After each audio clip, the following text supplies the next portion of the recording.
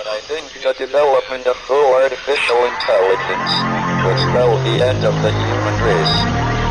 It's a flying object, and we don't know what it is. I would hope somebody is checking it out. It was a rocket or whatever, but incredibly fast, opposite direction. It was too fast to be an airplane. I'm glad the Pentagon is looking at this, because if it poses a threat, I want them on top of it. Well, the craft generates its own gravitational field. You said there's lights in the sky? The internet has become the command center for criminals and terrorists. 911, what's your emergency? I need help, please help me! Aliens won't let it happen. You know, that's what we're instructed to say. Roswell, Area 51. Alien kept deep under the ground. 1, 0, 1, 1, 1, 0.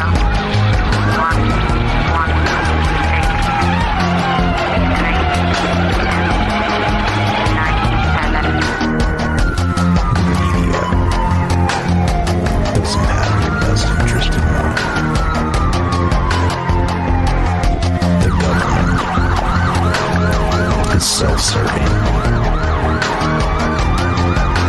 You're here for a reason. You're listening to Troubled Minds Radio.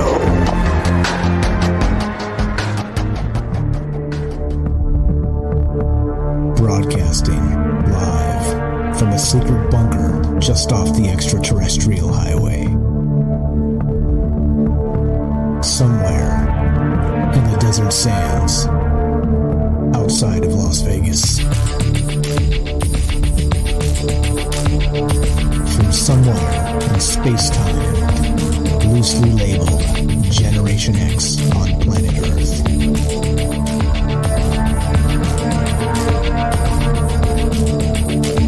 And asking questions of you in earnest. Into the digital darkness. Good evening and welcome to Troubled Minds Radio. I'm your host, Michael Strange, and hello to all of you who may also have troubled minds. What's going on, guys? It's Monday night. Happy Monday. Monday is one of the nights we get together and talk about all the things we're not allowed to talk about. Monday, Tuesday, Wednesday, Thursday at 7 p.m. Pacific. What are those things we can't speak of, you may wonder? Well, I have to sum up because there's too damn many these days, but it goes a little something like this. Aliens, conspiracy, the paranormal.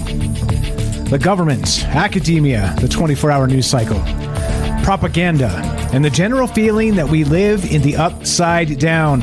Of course, as we do this, right, this is again, these are just conversations. As I always say, we do something called drinking the maybe juice, right? Drinking the maybe juice on this show. And what it means is, of course, let's take a bad paraphrase of an Aristotle quote. It just means being able to entertain a thought without accepting it. That's all it means. It's just because I talk about all these amazing and crazy things, cray-mazing things, well, it doesn't mean you have to accept them all. But let's think about it. I mean, in terms of just the way the world is and just in terms of how things just don't seem to be, well, the way they used to. I mean, think about it, right? Just think about the last 2 years, right? It's been an incredible run of WTF over and over and over again, right? Meaning, well, whoever thought in our lifetime, 5 years ago, if you would have said, hey, you know what? In our lifetime, there's going to be a worldwide pandemic, right? It'd be like, nah, come on, man. Nah, come on. Get out of here, Mike. And then if you're like, and right after that, on the heels of that pandemic, there will be a World War III scare. Very much like the Cuban Missile Crisis, very much like an existential threat to all humanity. And be like, back to back, Mike? No, shut up. Get out of here, Mike. Nobody's buying that. Not even in a conspiracy theorist's wildest dream, Mike, would that ever go down. Well, here we are. Here we are. Exactly. What's up, Mama Bug? I see you there. I see it. I'm not going to read it. I see what you said. No, this is the thing, right? As we do this, we talk about just the world we live in. We talk about, well, is this stuff regarding propaganda, regarding all the rest of this stuff? How much of this actually has any basis in reality whatsoever. All right, and a lot of this, as you know, pisses me off quite a bit, just because we can't take anything at face value anymore, right? And then they would be audacious enough to consider me the conspiracy theorist, right? When like you can't even get a straight answer from anybody about anything, and then I'm the conspiracy theorist for not trusting the powers that be. Are you kidding me? It's embarrassing. Like we've literally got to a point here where we're just so far off the rails, I don't know if we can ever get back. But I digress. Really, that's what this show's about, all that stuff and more. And, well, yeah, here we are. And like I said, I don't have any inside sources. I watch Twitter, I watch news cycles, I try and be like on the tip of news as it comes out so that we're the first to talk about it. So you're the first to hear about it on Troubled Minds, so I'm the first to know about it. By the way, speaking of the pandemic, as some have said in the chat there, the plandemic, I was one of the first to be actually talking about this. When we were doing this show 2 years ago in January, mind you, not March, January of 2020, I was going down to the grocery stores here every single day. I was going down to the sporting goods stores, checking the ammo stock. I was doing all this stuff just because I thought it was important that people should know if there was started to become a run on things, that we would be ahead of it, that the audience that listened to us would be able to say, oh yeah, I guess this is really happening. And by the way, my wife thought I was insane. She's like, why do you keep checking? She's like, what do you expect to happen? And then wouldn't you know it, a mere few weeks later, there's a run on toilet paper and people are panic buying food. And I'm like, that's what I was checking for. That's exactly what I was checking for. But anyway, it happened, right? It came to pass. So if you keep, you keep your ear to the ground on these news cycles, you can kind of pick off what's about to go down. And I pride myself on that, just making sure that paying attention. You pay attention, you read between the lines, and you can see, right? What's the Jess Rogie commercial? We've got one that can see. Well, maybe, or maybe I got lucky. I have no idea. Point being, there's my long-winded way of saying good evening. Happy Monday. I hope everybody's well. I don't have any inside sources. The secret weapon of troubled minds is not me. It is you. And the dream since I began this show nearly 4 years ago now, 4 years ago, the first week of April, we're coming up on it. It was that, hey, you know what? We have a show, a call-in show where we talk about amazing things and just talk to regular people, right? And here we are. Nearly 4 years later, right? We made it. We made it because, like I said, the secret weapon of troubled minds is you. And so if you want to be part of the show tonight, again, a long-winded way of me saying, well, we're doing this live. We are streaming on Rockfin, YouTube, DLive, and Twitter. We're broadcasting live on the Fringe FM, and we're taking your calls. You can reach the show at 702-957-1037. That's 702-957-1037, and we'll put you on the show. Easy as that. You can talk to me, whoever else might be listening. And that's that. Let's see. What else do we got? We got that, the other thing. How about this? Join the Discord. You can also, basically, so the 702 area code is Las Vegas, and that's where we're streaming from. Okay, that's where we're broadcasting from. That's where my bunker is. Okay, Las Vegas. But if we have people listening to the show all over the world, that long distance American phone number is weird. Well, you can do it for free on Discord. Discord, of course, is a chat client. It's a voice client, completely free if you have an internet connection. It's a great way of keeping people together, and as long as their censorship doesn't get too crazy, which they just started, by the way, censoring things and people. I'm not pleased about it, but come join it for now, and then we'll see if we have to hop off to Telegram or something else. By golly, we'll do it. I am not a fan of censorship. I'm not a fan of thought policing ideas. I'm not a fan of that. I'm sorry, I'm not. And so there you go. So one more time, 702-957-1037. Click the Discord link at troubledminds.org, the official website. Phone number's there. The Discord link is there, and the website is back up. It was just a server issue over the weekend, so we were not being hacked in lieu of World War III or to set it up, or I don't know. Anyway, whatever. Okay, a couple more things. Please join the Fringe Discord at fringe.fm/chat. That will give you a direct invite. I'm watching the chat in all the places. And also, please download the Fringe app. You can find it on iTunes or Apple or Android app stores. It's completely free. It's the easiest way to listen to Troubled Minds at 7 p.m. Pacific, just Monday through Thursday. Smash the play button. You get me, You get all the rest of Troubled Minds, and that's that. All right, let's get to it. Let's get to enough rambling. Shut up, Mike. Bring me the aliens. All right, you got it. You got it. Let's do it. Now, look, here's the thing.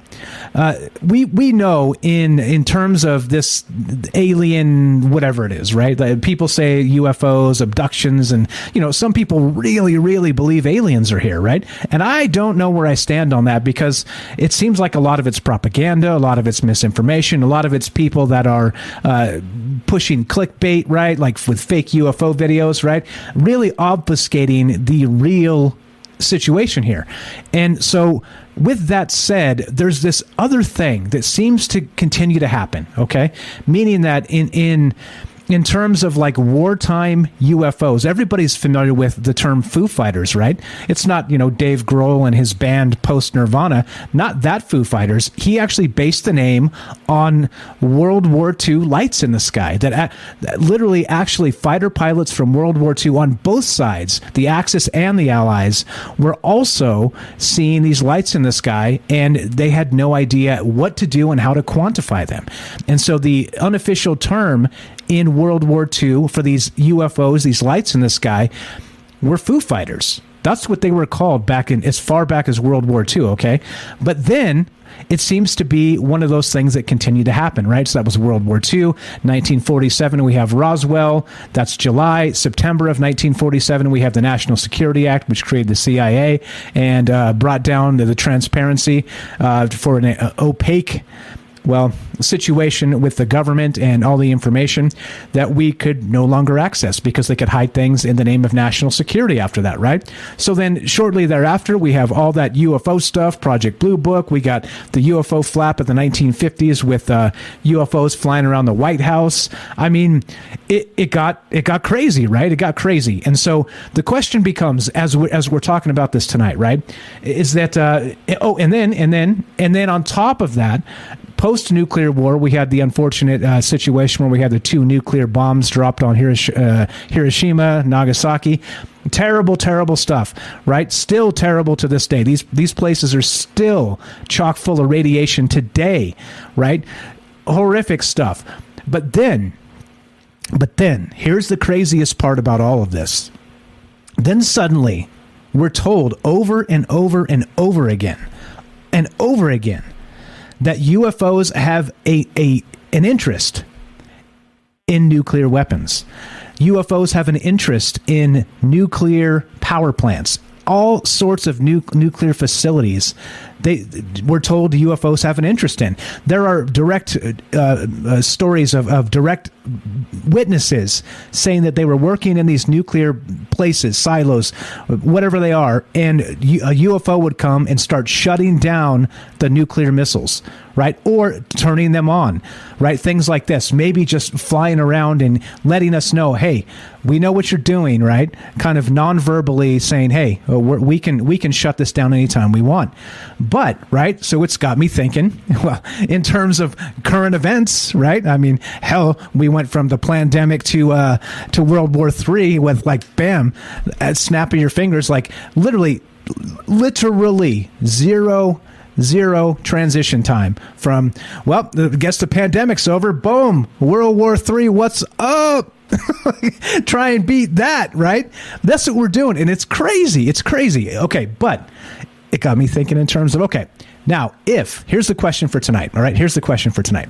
Now, if this stuff, we're to believe this stuff regarding UFOs, all right, we're to believe this stuff and their incursions on nuclear facilities, nuclear power plants, their serious interest in not just us and our military capabilities and people and consciousness and all these other things that have been said, right? But the second part of that is, if they're super interested in these nuclear facilities, and right now, literally, we're flipping coins on whether there's going to be a tomorrow, right? I mean, well, if you listen to the mainstream media, right? And the threat of nuclear war in World War III. Well, some people out there actually believe that alien intervention is possible.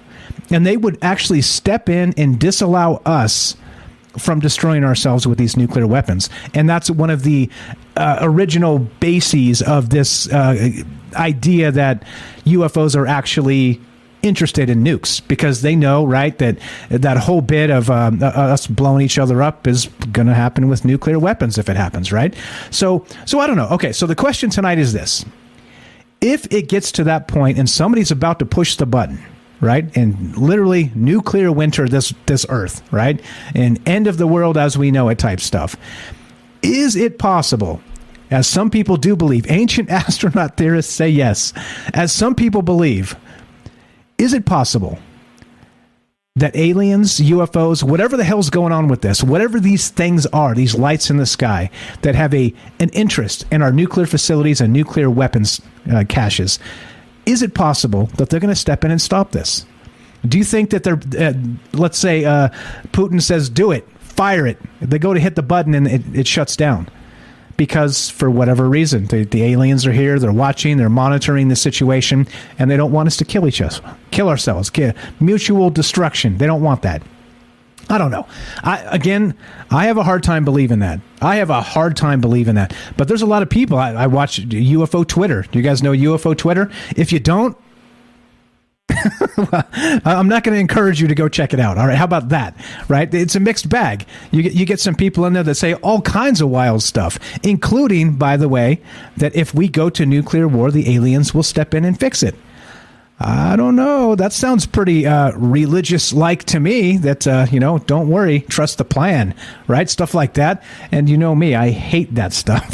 I hate the trust the plan type stuff, if you know what I mean. I hate when people tell me, oh, don't worry, this cosmic whatever entity would never let this happen. I'm like, no.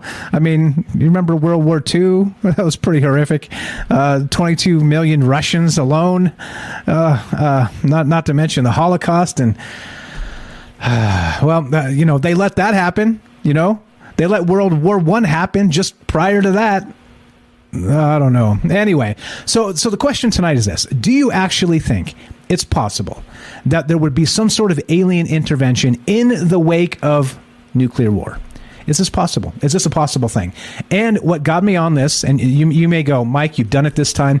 You've gone way too far. You're off the rails. Oh, yeah?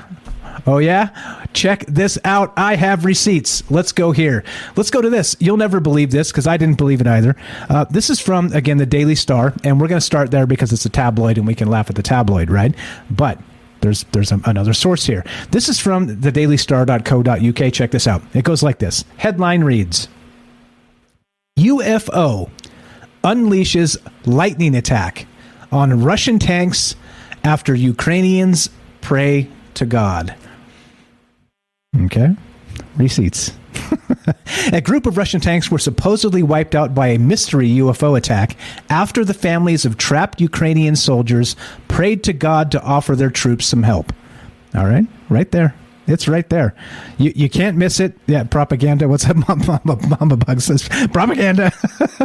All right, let's read just a little bit of this. And I've got an audio clip of one of the individuals involved actually explaining this. Okay, but here we go. Straight from the article. And just to give you another example here, that this is not the only source. We've got this other source from CBN News. It's a Christian perspective, and the headline here is some kind of lightning shooting from the sky. Ukrainians tell stories of divine intervention from the battlefield. All right, let's get back to this Daily Star because tabloids are always much better. A UFO swooped in to save Ukrainian troops from approaching Russian tanks in a miracle lightning attack, according to a correspondent. Even more bizarrely, the mystery strike from the sky was supposedly an act of God as the families of Ukrainian forces prayed for help. CBN News, Ukraine director Konstantin Litvenko made the claim speaking on the channel's The Global Lane program. Litvenko explained that one of his countrymen rang his father in the dead of night from the front line, terrified as Vladimir Putin's forces approached. The father then prayed for help with members of his church, help which eventually came. from out of this world. Yeah, everybody in the chat's like, propaganda. All right, that's okay. Like I said, again, maybe juice. Remember Aristotle, entertaining the thought without accepting it. All right, because these types of claims and accounts lead to larger conversations. All right, so what do you believe? This is the question here. And yeah, don't get me wrong. I'm quickly becoming an expert in propaganda. So spotting it and all the rest of this. So I agree with you, but hold on, there's more. So let's play this clip. Now, this is a clip exactly from the original source here, which is from CBN News, and they're describing the situation that went down exactly like this. A pillar of fire at night and confused Russian troops. It has some asking, are Ukrainians receiving heavenly help? On this week's episode of The Global Lane, CBN's Ukraine director explains although his fellow countrymen are showing incredible strength and resilience in the war with Russia, they're also seeing some divine intervention. How have you seen God intervene on behalf of the Ukrainian people? What do you know? What can you share? And he picks up his phone and he calls his father. He says, Dad, you have to pray right now. We're in a situation. So his father, he rings to other members of the church. They start praying. And then later, son gives a phone call and he says, there's some miracle happened. It looked like some spaceship, like there was like an attack from the spaceship. There was some kind of a lightnings was starting shooting from the sky, and like sparks were like spreading everywhere. And then on the morning they discovered that the whole machinery was destroyed. So they, like all of those soldiers, they thought maybe it was done by some kind of a weapon that we didn't know about, or it was just God's intervention. Okay, did you hear that? Right? They were behind enemy lines type of situation, just like you'd expect from some sort of Hollywood movie. They knew they were doomed. They had Putin's forces coming in, and they needed prayers because they weren't going to last till the morning. Well, what do? One of the soldiers calls his father, says, "Hey, Dad, we are in big trouble. We need all the prayers you can muster." The father rallies up the church, right, and says, "Come on, guys, my son really needs us." His battalions they're about to get taken down by Putin's forces. And so what do? They pray. And what happens? Some mysterious light in the sky appears and supposedly, maybe, and I stress maybe, struck down the approaching forces. They said they didn't know what it was. They're saying in this case, it's some kind of lightning shooting from the sky, some sort of divine intervention. This other article is discussing it as a UFO unleashes lightning attack on Russian tanks after Ukrainians pray to God. So what the hell's going on here? That's the question. That's what I want to know. Is this simply propaganda? And what do you believe regarding this idea that aliens won't let us nuke ourselves? That's what I want to know. That's what's on my mind tonight. Because why not? It's only Monday, right? I mean, speaking in terms of World War III, we still got the rest of the week to warmonger from here to there, don't we? So let's just talk about aliens tonight. And maybe not just this idea where they stepped in and saved these individuals in Ukraine from, of course, the Russian forces with prayers and UFOs and maybe a lightning attack from the sky. But what about all the rest of this? The old stories of UFOs having an interest in the nuclear facilities, the ideas that, the Foo Fighters in World War II. It seems like UFOs have a history of being interested in our wartime activities. So, well, here we are. Here we are. Random Monday on Troubled Minds, talking about crazy stuff. And the question tonight is this. What do you believe regarding this alien intervention? Do you think aliens at all, anywhere, would step in and save us from ourselves if somebody had their finger over the nuclear button? They say they're interested in our nuclear facilities. How does this translate? Or is this just wishful thinking? 702-957-1037. That's 702-957-1037. This is Troubled Minds. I'm Michael Strange. Don't go anywhere. More alien intervention, nuclear facilities, World War III, praying to God, and you when we return. Be right back.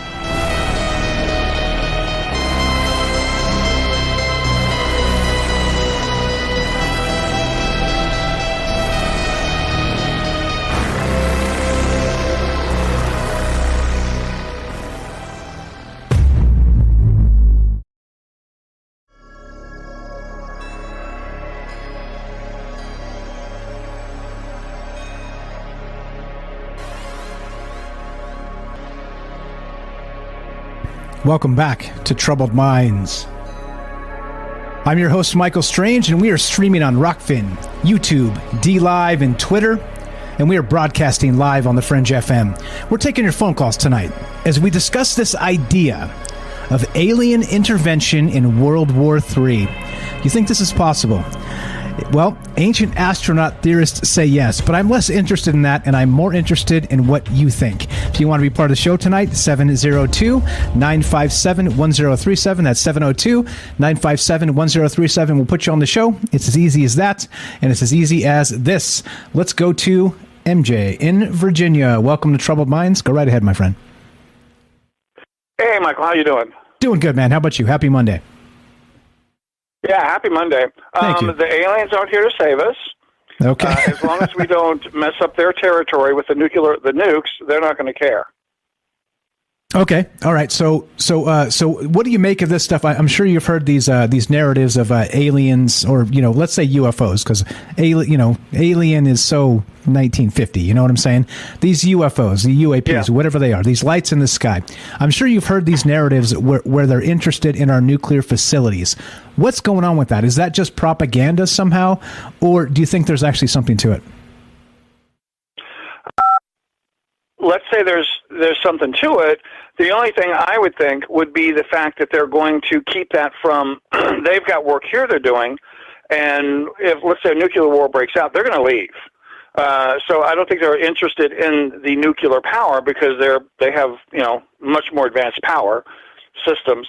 I think they watch it so we don't do something to ourselves right off the bat. That's why they shut some of this stuff down. It's not to save us.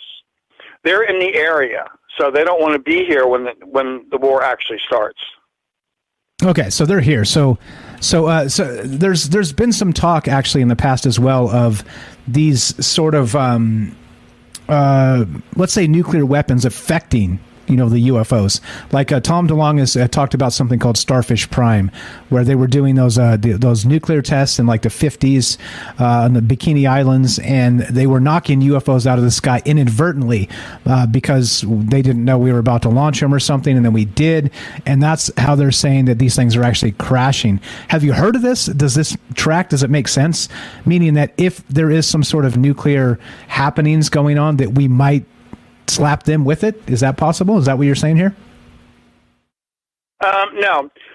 First off, if it did happen in the beginning, they learned from it. Secondly, people will tell you, well, they're in our dimension, so they have to deal with our physics.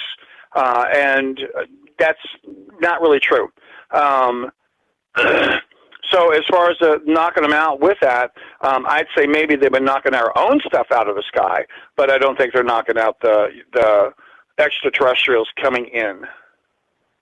Okay, all right, but you did say they'd leave because it would affect them somehow, right? Oh yeah, they'll get out of here. They're not going to hang around. They'll come back later and see what's left over. But if that really breaks out, and it's like like let's say it all happens, you're going to have missiles flying all over the place. And when that happens, they're not going to at one point for some reason all this needs to happen. And we could make it into a lesser sense ourselves if we wanted to, but it may not be that way. We can change the course of stuff to a certain extent, but some of this is going to happen. And they're just going to back off and no, we got to go. They're not going to get in here and fight the war with us or anything like that. They're not here to help, and they're not here to sacrifice themselves for us. So no, they won't stick around. Okay, so it's definitely not going to be like that. So there are a whole lot of people that are suggesting, and I'm seeing this on Twitter and some other places, that they really believe that there's going to be some sort of alien intervention in case of a catastrophic World War III situation. Any idea where that comes from? Why people may believe that? Because of Jesus Christ. Okay. See, people believe that ultimately he's the ultimate being, and we're going to be saved, and it's like, no, we're not, because it's either going to be God or something's going to come and help us, and it's like, no, you need to stand on your own 2 feet because it's your problem, you created it, you're going to have to deal with it, and you have to save yourselves. So people still want that savior thing going on. poor pitiful me and someone loves me type of thing. And that's basically where all that comes from. It's just weakness. Okay. Yeah, I kind of agree. It does upset me a little bit when you get these, gurus, these experiencers that are, kind of accumulating a flock, let's say. And I'm not going to say any names or point any fingers. I don't want to be that level of unprofessional. I'll save that for another time at 3 a.m. when I've had one too many. but what I'm saying is that they say that they're telling the people that follow them or whatever you want to call that, right? As influencers, not to worry because the aliens have our back. This is where I have a serious problem with this, because I'm with you. This is our problem, right? This is our problem. Humans made this mess, and I'm a glass half full type of guy. And as always, I say, if we got here, we can get ourselves out of it. But do you really think that people saying this stuff, hey, relax, the aliens got our back, like Tom DeLonge? I just mentioned a thing. Sorry, I didn't. I said I wasn't going to do that. But anyway, so we'll just pretend I didn't say that.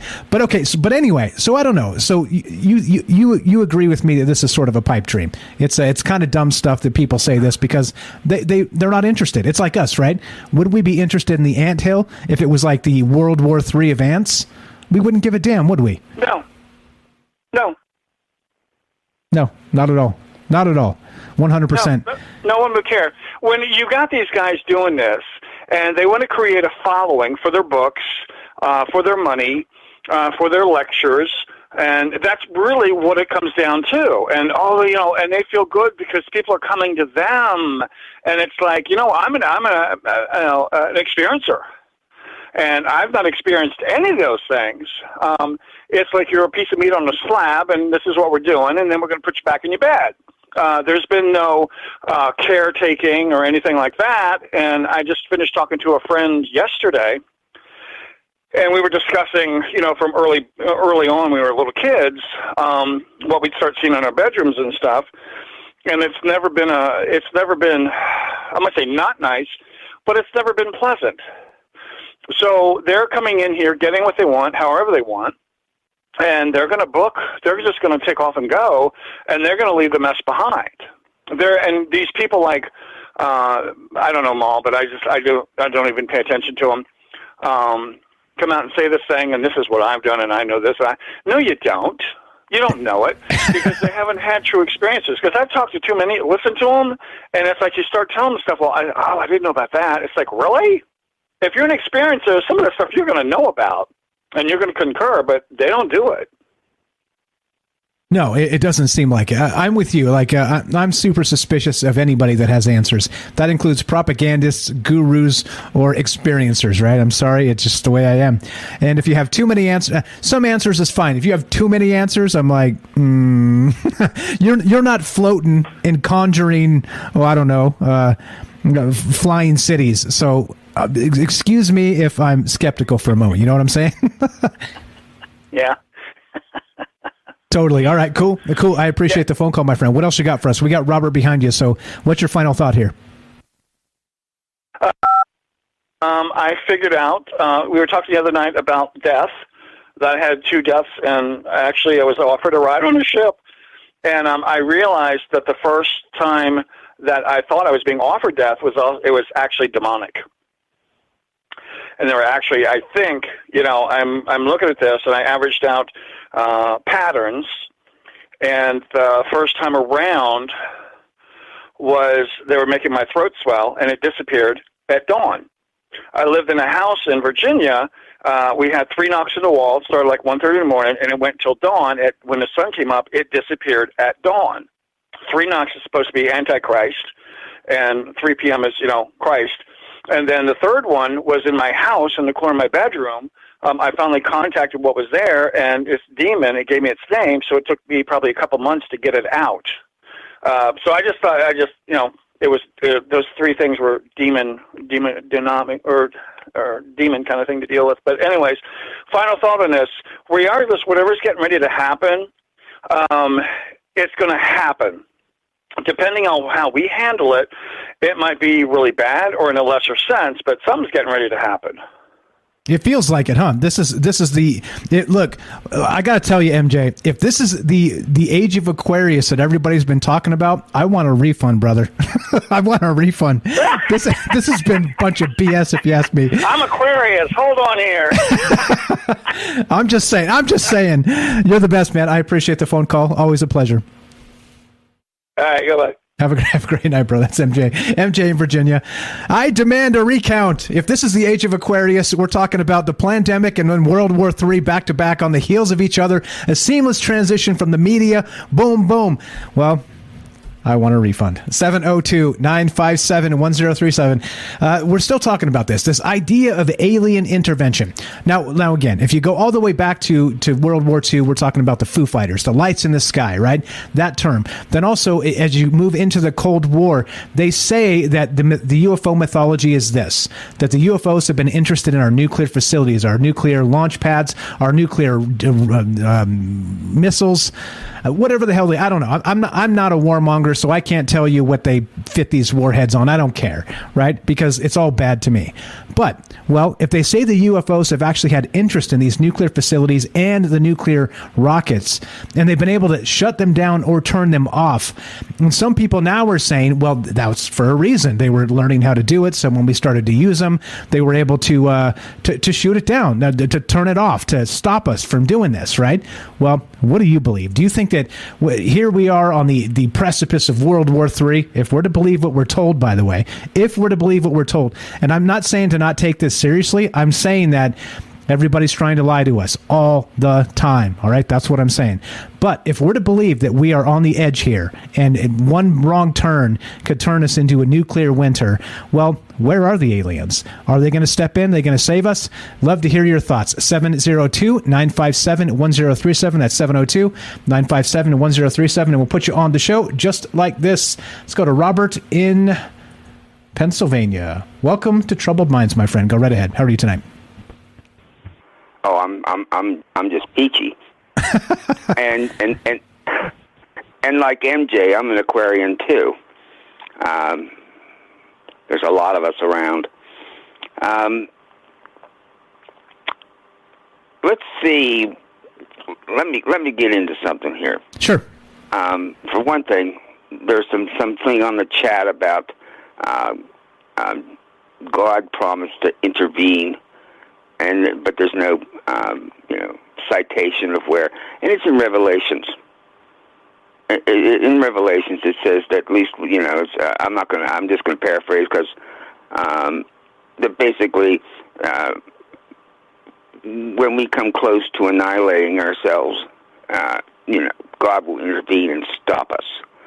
All right, that's in Revelations, and I've always believed that well, I don't know if I always believe, but I think it's that God and the exile and the exile, the whole Bible is nothing but a UFO history. All right, and so there's probably some truth to that. But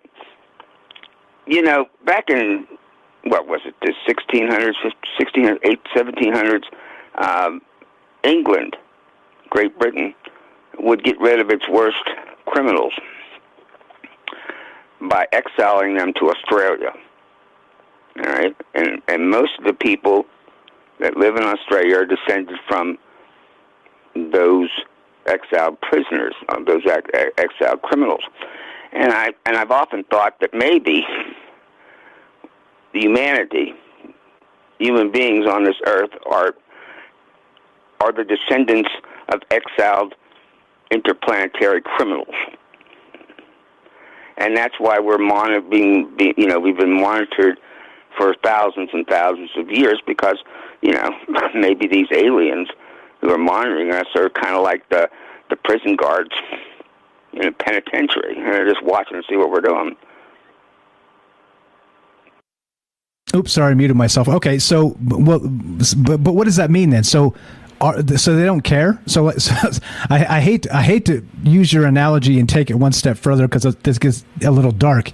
But it's said in some of these prisons, I don't know, I've never been, but that if the inmates get into a fight with each other, sometimes the guards will just sit back and let them have at it, right? sort of like a hockey game breaks out, you know? Yeah, but these alien guards are more professional. Okay. All right. That sounds better. I'm more. I'm with you. Go ahead. Sorry. and there's another reason for it. If we annihilated ourselves in a nuclear war, all right, there would be absolutely no life left in our solar system. All right, and I would think that any aliens that have been monitoring us for thousands of years, we're very concerned about that, because then you have a dead solar system. Absolutely, and what a waste that would be.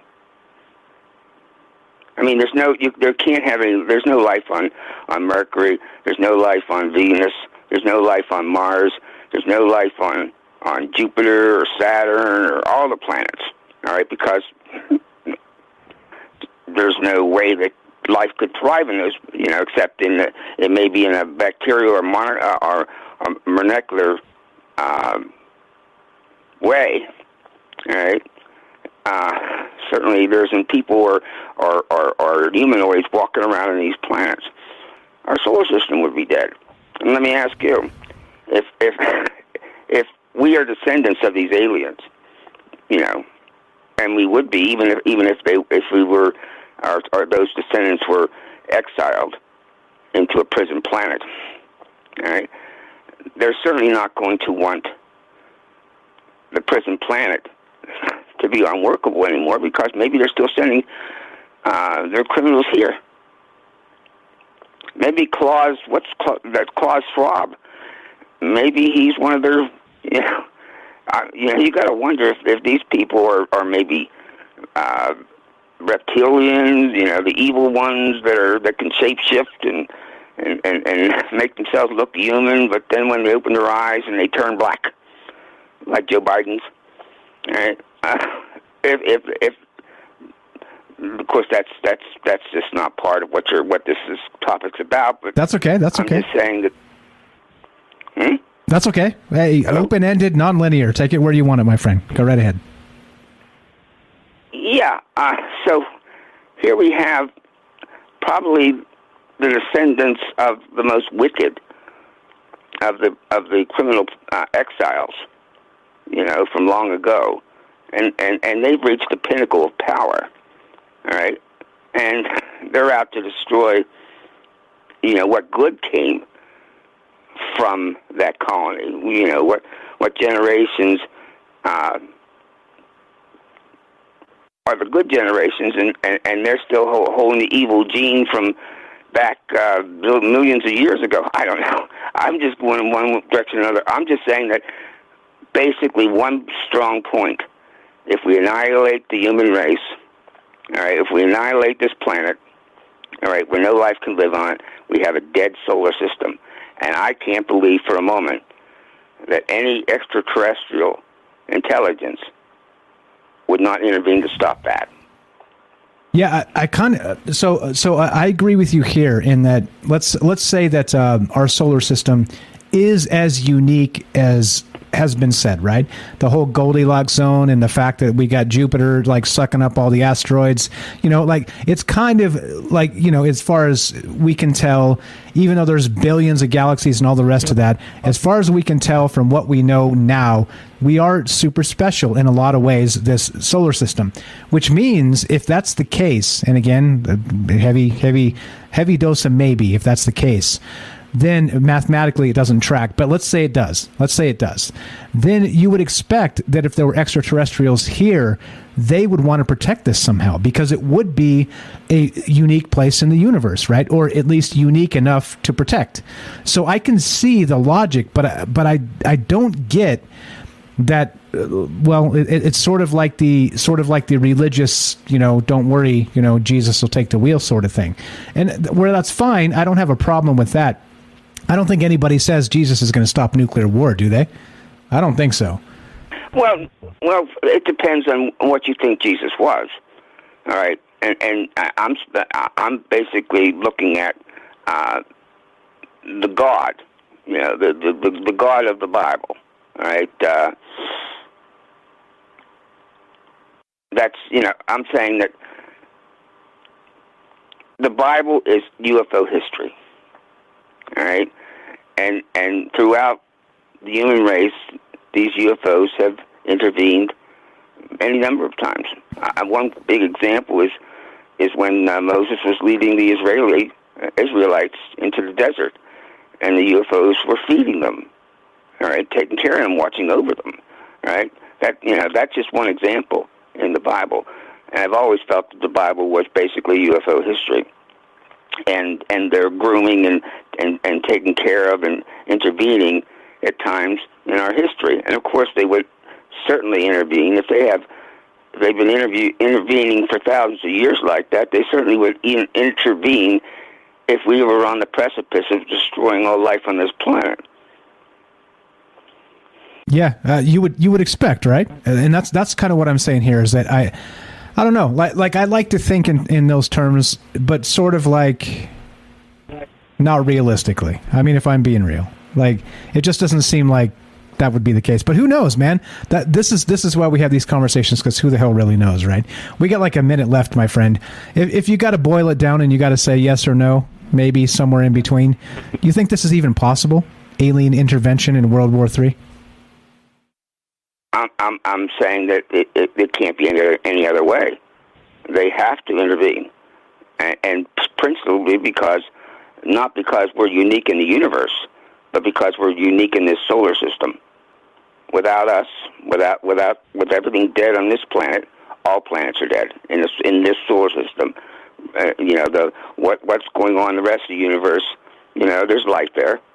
There's other planets with life, but that's not the point. The point is, they don't want.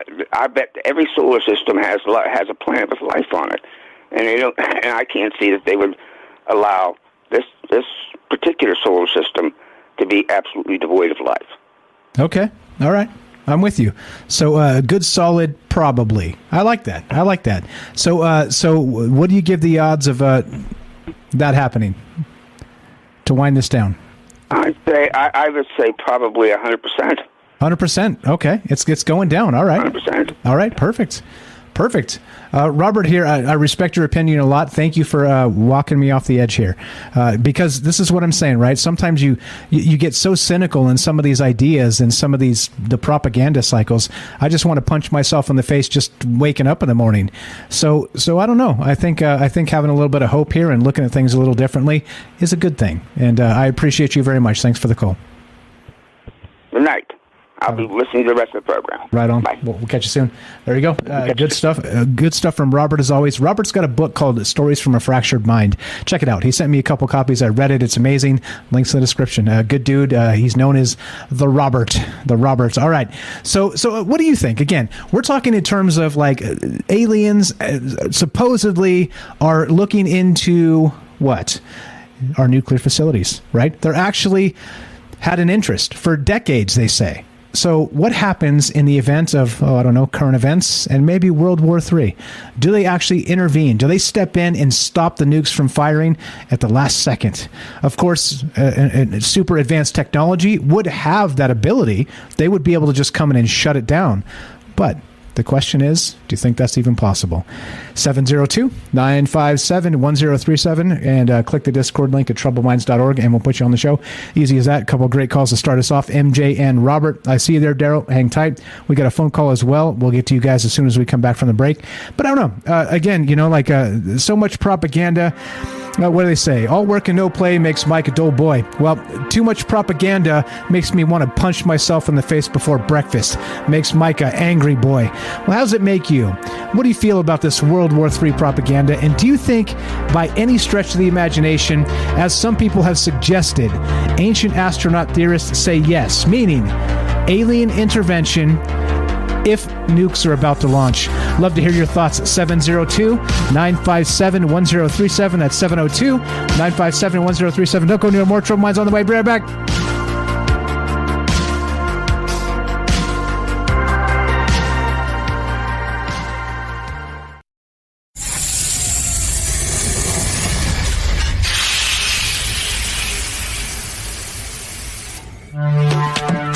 we are talking about the alien abduction phenomenon. The aliens are looking through your eyes and they're accessing your optic nerve. I'm doing fantastic. Through that optic nerve, they're transferring to your brain. People are calling random images as they traverse neurons in the brain. All right, so maybe, and they also feel them planting or receiving memories or ideas or images.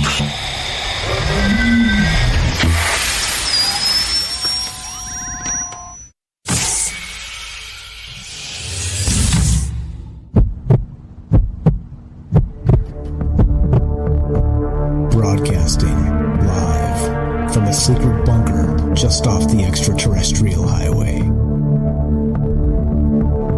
Somewhere in the desert sands outside of Las Vegas. From somewhere in space-time, loosely labeled Generation X on planet Earth.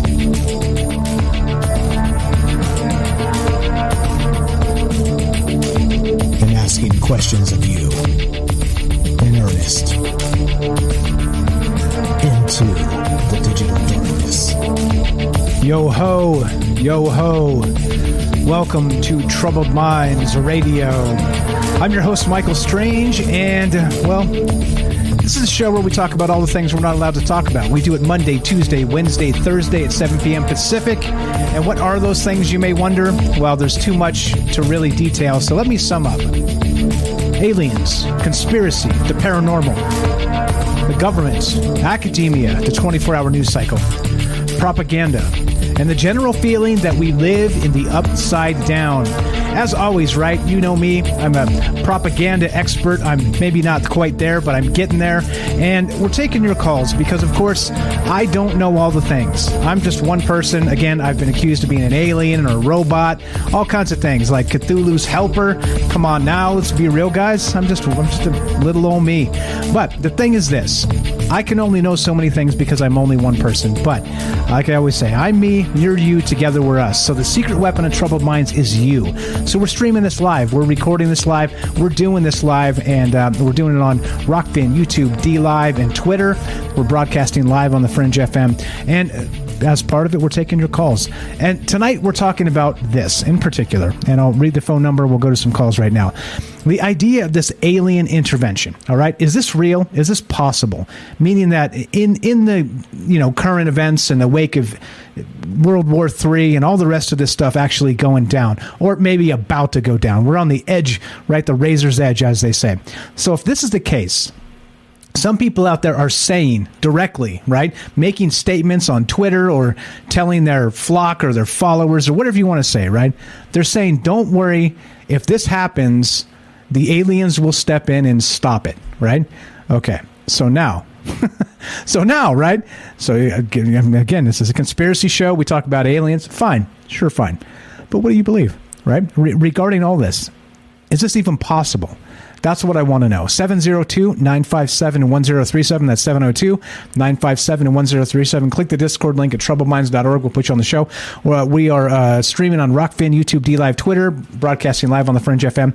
Please join the Fringe chat at fringe.fm/chat and download the Fringe app at, of course, your iTunes or Android App Store. Completely free. Easiest way to listen to Troubled Minds Monday through Thursday, 7 p.m. Pacific. Smash play. You'll get me. You'll get us. You'll get the rest of Troubled Minds. And these ideas, right? These ideas. Drinking the maybe juice, talking about these things. So let's do it. Let's go to some phone calls. I'm not exactly sure who this is. You're on Troubled Minds with Mike. What's your first name? Where are you calling from? Jose from Denver. Jose in Denver. Welcome back, my friend. It did say you called last week, and I appreciate that. I'll remember your name as we go, so keep calling, my friend. Jose in Denver, go right ahead. What do you think about this? Am I just too far off the rails tonight? Have you heard about this alien intervention and aliens actually having this ability to shut down nuclear weapons? What are your thoughts, my friend? Absolutely. 100%. They would intervene and would not let us destroy ourselves. Okay, so you think they definitely will? They'll step in. Oh yeah. Okay. Absolutely. Okay. All right. So go ahead. Elaborate. My reason being is that me and my cousin Michelle and Kelly. Okay. Yes. Right on. What's up? Shout out to Michelle and Kelly. What's up? What's up, guys? All right. Cool. I told you that I came from out of town and I came and visited them, and we got into talking about this kind of stuff, and we were talking about we got to talking about God and stuff like that, and I told him that I believe that there's only one true supreme being, which is that sent 7 angels down to the earth and to watch over us. And with those 7 angels, I believe that what they did is they manipulated the human being by genetically changing their DNA. At first, like they were here to help us or help them find the gold in the earth. And then second, I believe that them genetically changing our DNA, some of us became people like the leftists, people that have different beliefs, Satanists, stuff like that. Not so much that that they're Satanists, but that their DNA is different. They're born without a soul, for to say. And I believe what they're doing now is that these people in the world that are in government right now and some of the highest, because these people have money, these people have everything they need because of things that they do to protect this DNA that they have. They're species of alien that created them by manipulating their DNA to make them more like themselves. Okay, so they need to protect that, because I believe that what they're looking for are the natural souls of God. For example, people that are kind of like you and I, there's something wrong, something's not right. What you asking the question, what do I need to do? I became a firm believer in the natural vibration of the earth. There's 7.5 hertz. I was in a bad accident, and my son gave me this band called XP band, and they were ions, and it gives you strength, balance, whatnot. And I ended up breaking that, and I ended up finding a different type. It was a signal. It was the vibration of the earth, 7.85 hertz. And when you become in tune with that, and you know that you're in tune with nature and stuff like that, you learn a lot more from what's going on around you. Lively, like the animals, you have more respect for them, the plants, and so on and so forth, what they're here for, what they do. And I believe, that the plants, they give us oxygen. They take the toxins out of the air, and they give us something we can breathe. The animals, they give us pleasure, some in friendship, everlasting love. They know how to love. And that's one thing that we need to learn, is how to love each other and become as one. But you have these certain type of aliens that manipulated people that didn't have souls. And when these people die, the people that have souls, the natural people that God first made, he made us with souls. And these are what I believe that these aliens want, are these souls, so they could have everlasting life just like God. That's one thing God never gave these angels, is everlasting life. Okay. All right. So, I follow you. In order for them to continue living, they would have to intervene in a nuclear war so so war can go on, and they'll find that some of these souls will take off. You know, these souls will take off, and they'll capture them.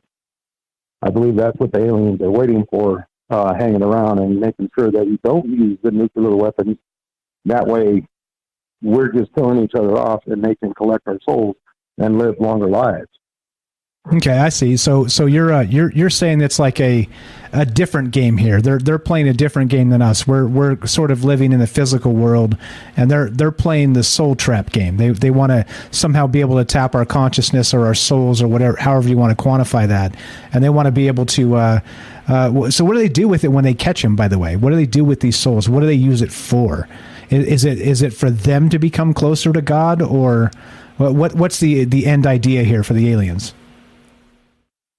I believe it's for them to have everlasting life, so they can live forever. Okay, if you know that Anunnaki, I believe is were aliens that came down and taught us, you know, and started manipulating our DNA. Some of our DNA, not all of us, but some of us, and those ones that they messed up on. Of course, you had the human beings that had the long craniums. You had small people. You know, they just experimented, and they made all these different types of human beings. And the ones that didn't work, well, they disappeared. And the ones that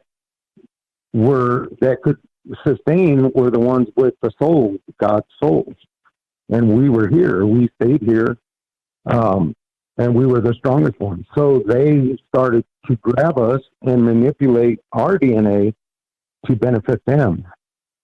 And I think that's what they you know, with greed, with disease, with, you know, that's why, you know, this virus that's going around, COVID-19. Yes, sir. I believe that this virus, this what do you call it? This vaccine is to manipulate. Wait, please stop. Wait, please. Just, I know where you're about to go, and I'm going to ask you, please don't get my YouTube channel taken down. I'd appreciate that very much. Oh, okay. So just with that in mind, go ahead and continue, reframe, please. Go right ahead, sir. Okay. So I believe that, you know, they manipulate different ways on how to get certain people to get us to do what they please. And us as followers and believers are the ones with no souls. So we follow like lost sheep, and we do what we're told, and then some of us follow in those footsteps because we see them doing it, and some of us are sons with souls, and we die, and then they're able to catch our souls. Okay, all right. And that's why I believe they tried to do that. Okay, perfect. This is why we do it in this format, you know, because as far as them intervening, absolutely. Okay, so you think it's going to happen 100%. If we get that far with somebody about to push the button, they're going to intervene. Absolutely. Okay, all right. I appreciate it, my friend. I didn't know you were cousins with Kelly and Michelle there. Thank you for listening. Tell them I said hi. I'll probably talk to Kelly later tonight. You're the best, brother. Again, like I said, keep calling. I'll start to remember you because when we have new phone numbers roll through, the Rolodex is in my head. So I appreciate it. Jose in Colorado, you're the best, my friend. Always a pleasure. Thank you for calling. Have a great night. Okay. You too. Bye-bye. Thanks a lot. There you go. All right. So I'm a little triggered with this because I'm the one saying no chance the aliens are going to intervene. But we've had a couple ideas tonight where people consider that maybe this is the case. And so, well, what do you believe? Again, this is why I've always done this in this format, because I want to know. I don't want to know what, again, Richard Dolan, Linda Moulton Howe, I don't know what those people think. I know what they think. You can go to the YouTube channel, fire it up, and find out what they think, right? I want to know what you think. And that's the whole idea here, is having these conversations, sipping the maybe juice, Radio Free America by night. with just about to be taken off of YouTube any minute. You know how these things go. But well, what do you actually believe? That's the question. And so we're talking about this idea of alien intervention. Daryl, if you're there, could you put on that streamer mode again? I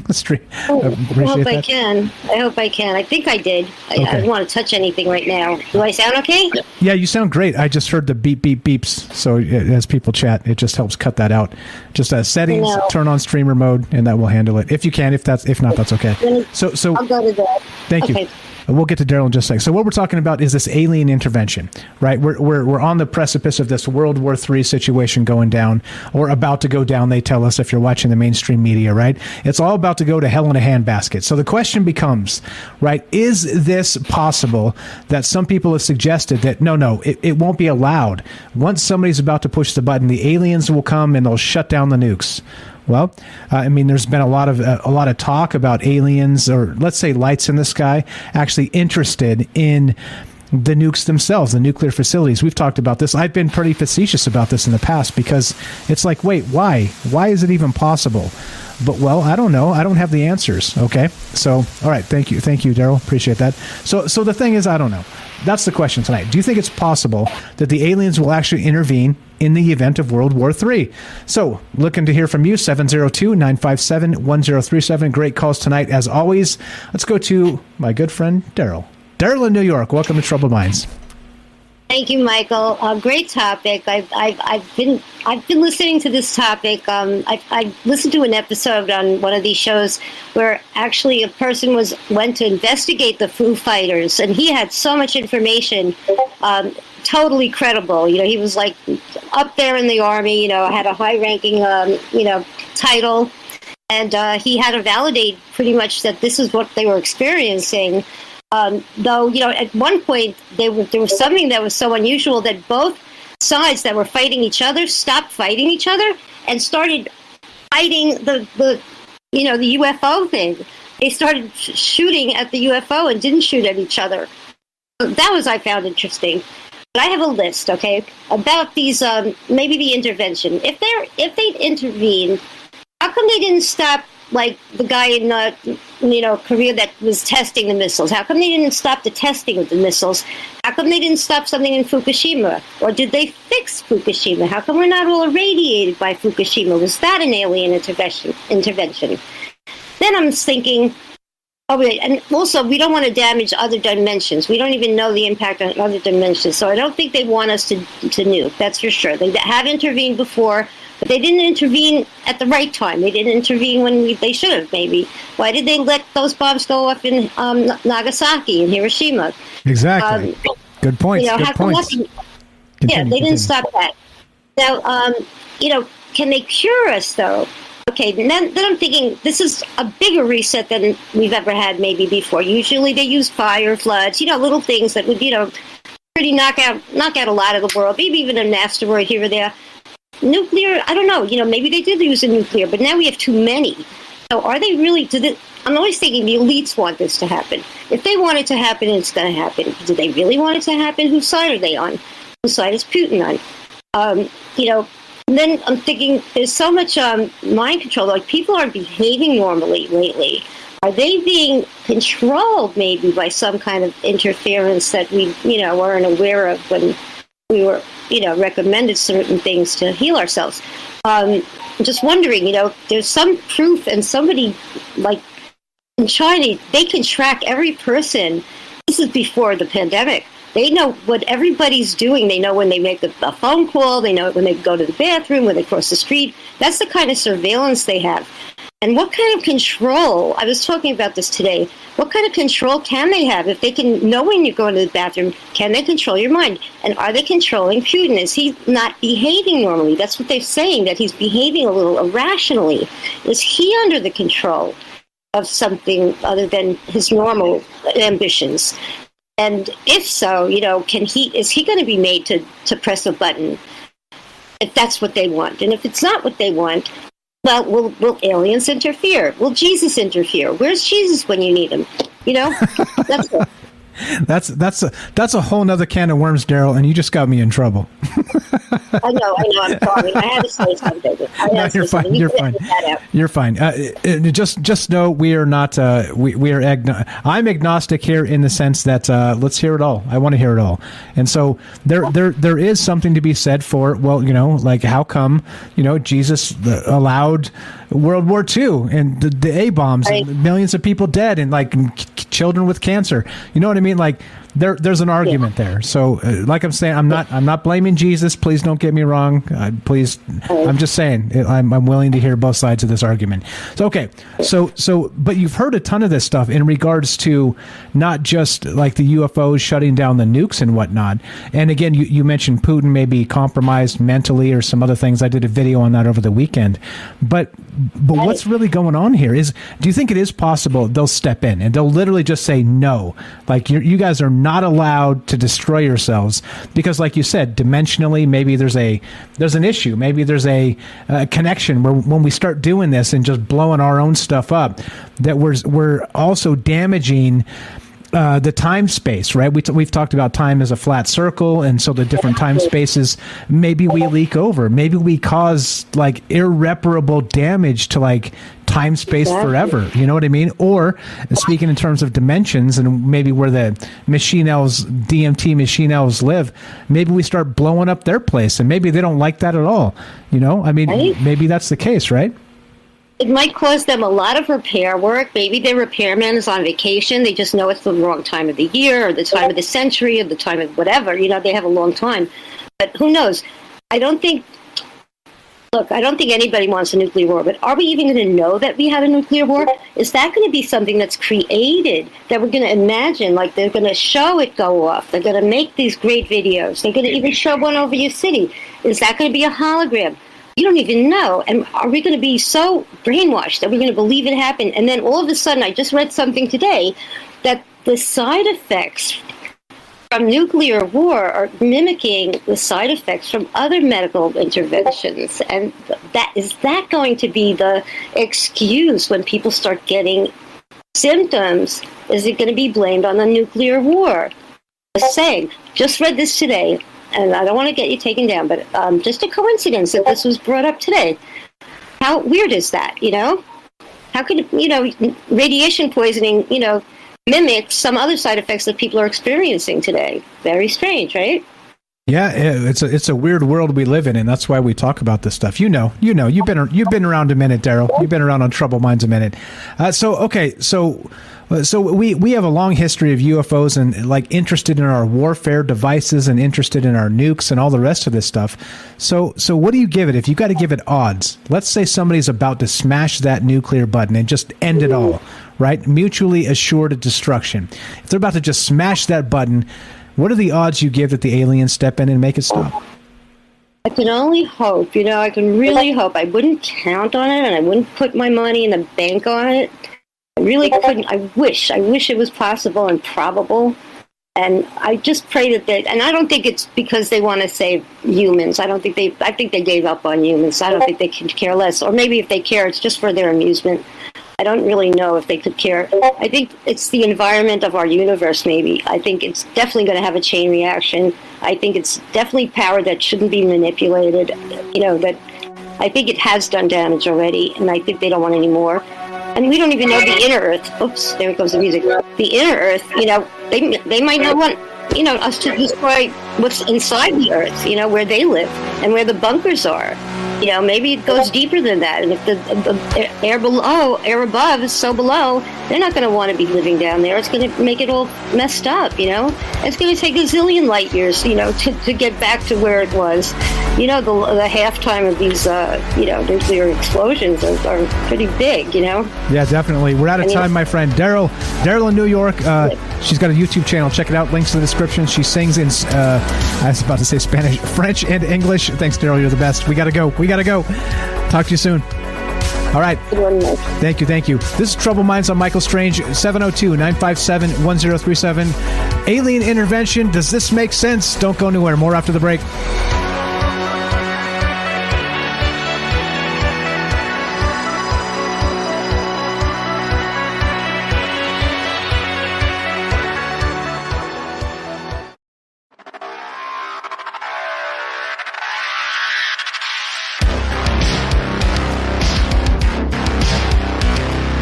Welcome back to Troubled Minds. I'm your host, Michael Strange, and we are streaming on Rockfin, YouTube, DLive, and Twitter, and we are broadcasting live on the Fringe FM. We're taking your phone calls tonight as we discuss this idea. What if World War III is around the corner? Is it possible, as many believe, that the aliens will step in and intervene? They've been known in the alien mythologies, the UFO mythologies of the past, to step in and shut down nuclear reactors, nuclear weapons, and tell us they can manipulate them at will. So, what happens when somebody goes to push that button? Where does that leave us? Is it possible? What do you think? Taking your phone calls one more time, 702-957-1037. That's 702-957-1037, and we'll put you on the show. You can click the Discord link at troubledminds.org because, of course, people are listening from all over the world, and that 702 area code doesn't cut it for people in the United Kingdom, for instance, like my good friend Penny in the UK. Are you there? Penny Bunny, test 1 2. Hello, hello. Are you there? Let me check.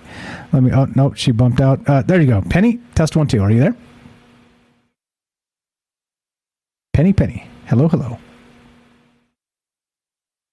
Discord's a little weird. All right, I'm going to jump over here. All right, let's just do it. Penny, welcome to Troubled Minds. How are you? Hey, Mike, can you hear me okay? Loud and clear. Loud and clear. All the way from across the pond, loud and clear. What's going on? What's going on, Penny? It's been a while since I rang in. I think it was New Year's Eve, wasn't it? I rang in. It's been a long time. Something like that. It's been a long time. Yeah. It's been a long time. It has. Yeah. How you feeling? You said you had some days of woe. Bad. Better, I hope? Yeah, I'm better than I was. Yeah. Hello, everybody. Hey. What's up? All right. How Penny, you doing? Doing good. You know what?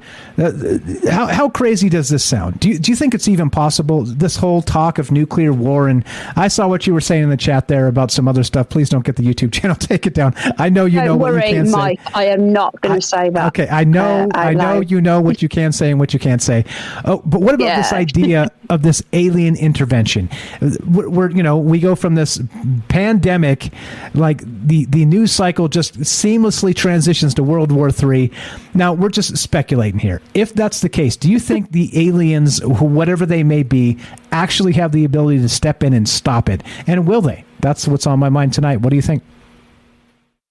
Well, I personally think that the leaders of these Western nations are alien. I don't believe that they're human. I'd like to think that there are good aliens that they're going to help, because I fear that whatever they are, like you Biden, for example, and Boris Johnson, Trudeau, all of these Western leaders, I don't think any of them are human. I don't know what they are. They could be alien, they could be AI, and I think their end game is destruction of us. And I'd like to think that there are some good humans, but I do believe in time travel. So it could be a case of, do we need to send people back from the future to stop them? Who knows? Who knows whether AI have taken over? It might not be aliens. It could be AI. I don't know. What do people think in chat? Do they think that the leaders could be aliens? Yeah, I think that's one of the ones that we've talked about in the past as well. Like some people have suggested that with these hybridization programs, the Anunnaki, it traces back, this type of thing, that they're kind of hiding amongst us. So if that were the case then, and actually Jose was kind of hinting at that when he called in a little bit earlier, he was suggesting that they're here and that it's sort of like a soul trap, and they want to not really bother with the flesh and blood. They want to bother with our souls instead. And if this goes off, they kind of don't want to stop it because they want to harvest our souls somehow. What do you think about that idea? I think that could be correct. Sorry to off topic, but did you see what happened on my show the other day? Because you've just mentioned that. No, what happened? Okay, I won't go off topic too much, but we had, during one of my live streams, we had an hour and a half of EVP interacting with us, coming from nowhere via my laptop during a live stream. It gave us a name, it gave us lots of information, and the last thing it told us was, I said, "Why are you here?" And it said souls. And its name, Mike, I've made a video on it. I would love to do a show on it with you. I believe you. And I would love to do a show. Okay, let's do it. Lots of bleeping, though. Let's do it. Book it. All right, but this is the thing. Listen to this. So what were you doing then? Were you just recording, and then it was kind of talking back, or did you have a Ouija board? We were live. What were you doing, Penny? What kind of madness were you up to, Penny? We were doing a live stream. It was an open panel. There was no. We were talking about Bigfoot. We wasn't doing a Bigfoot show. We had a couple of guests up, a couple of regulars. The Hidden Underbelly was one. A lot of your guests might know him. He's got quite a big channel, UFO paranormal channel. He was a guest, and XPaz49. He's a Patriot channel. They're two friends of mine. We were just chatting of different things, and this voice just started talking to us. And the irony is that it said its name was Lucy. Now, apparently, there's a supercomputer that's taken on a mind of its own called Lucy. So, has this Lucy infiltrated? If it's infiltrated my laptop, if it was that, could it be taken over? If this thing has really taken over, could it be taking hold of the nuke buttons? Who knows? There's definitely more going on. I don't think that there's humans in charge at all. What I don't know. I would love to think that there's going to be some goody humans, like in the Terminator, coming back to the past. Sorry, your head starts to get blown, doesn't it? Yeah. To fix the mess. So just a funny thing for you. Dre earlier in the Discord chat posted a little meme that said, "My favorite conspiracy is that everything's going to be all right." Everything's going to be just fine. Yeah. Yeah, right? Yeah, that's exactly. That's kind of how it feels. Yeah, that's wild. So what did you do to actually get the EVP talking? Like, what was it? So it was speaking through your computer to you guys? Yeah. And said its name was Lucy. Yeah, I've edited, because it was a 5-hour stream. I've edited out all of the bits where it spoke, and I've stick it into a 30-minute video. But I'm not going to lie, I was in absolute shock, and I swear an awful lot. So if you want to play that video, don't do it. I am going to be contacting paranormal channels. It's the clearest EVP in history. It even said my name. I'm very happy to do it with you first. And like you talking about this, could it be a case of this AI or whatever could this be controlling some of the world leaders? Who knows? But yeah, it said its name was Lucy. Now I thought Lucifer. Lucy, I don't know. Has anybody in your chat? I know. It said it was demonic. It said it was demonic. I had to read Psalms 23 to get rid of it. And while I was reading Psalms 23, it was going, stop. I swear to God, Mike, on my live, this happened. It's recorded live on my channel last week, a couple of days ago, actually. I'll check it out. So, okay, so for those of you who don't know, M from Canada is asking in the chat, what's an EVP? It's a electronic voice phenomenon. And so typically the way they do it is like, you see these ghost hunters go into like a graveyard and they'll be like, who's out there? And they have like this thing playing, like a recorder, like a digital recorder or even tape playing. And what they'll do then is clearly they're recording themselves speaking, but then when they play it back, this electronic voice, it picks it up. Sort of like, and they say that's how you can communicate with ghosts or spirits, and they're just trying to communicate back to us as well. So that's what an EVP actually is. So how was this happening, Penny? So I'll watch this after this, and we'll get into this, and we can definitely do a show on this if you want to do that for sure. But how did this start? Off topic, Mike. No, it's okay. It could all link in actually. Okay, sorry. Okay. All right, that's cool. So let's get back to the aliens for just a sec here then. And I like the idea that you said you don't believe that we're even being controlled by people anymore. You think that there's some sort of alien influence. And I like the idea that maybe there's some sort of, like I'm sure you've heard of the Archons, maybe they're sort of pulling strings and making sort of these terrible things happen, right? Yeah, not so much I'm of the belief that it's not so much outer space, but different dimensions. As you know, I'm not an outer space person. I believe that there are parallel universes where we've got different dimensions. There's also in my opinion, there's civilizations beyond Antarctica, but I won't get into that. But I think that's where the UFOs are coming from. There's a lot of UFO activity recently in the skies. As we know, a lot. It's ramped up a lot, and I do believe there are watching. I don't know whether they're coming through like different portals. There's a lot of UFOs seen coming under from the ocean, coming up. We've seen a lot of that. And they're just vanishing. They're just like, I've seen a few of those smoke circles as well. Have you seen those where they just sort of go poof and they just disappear?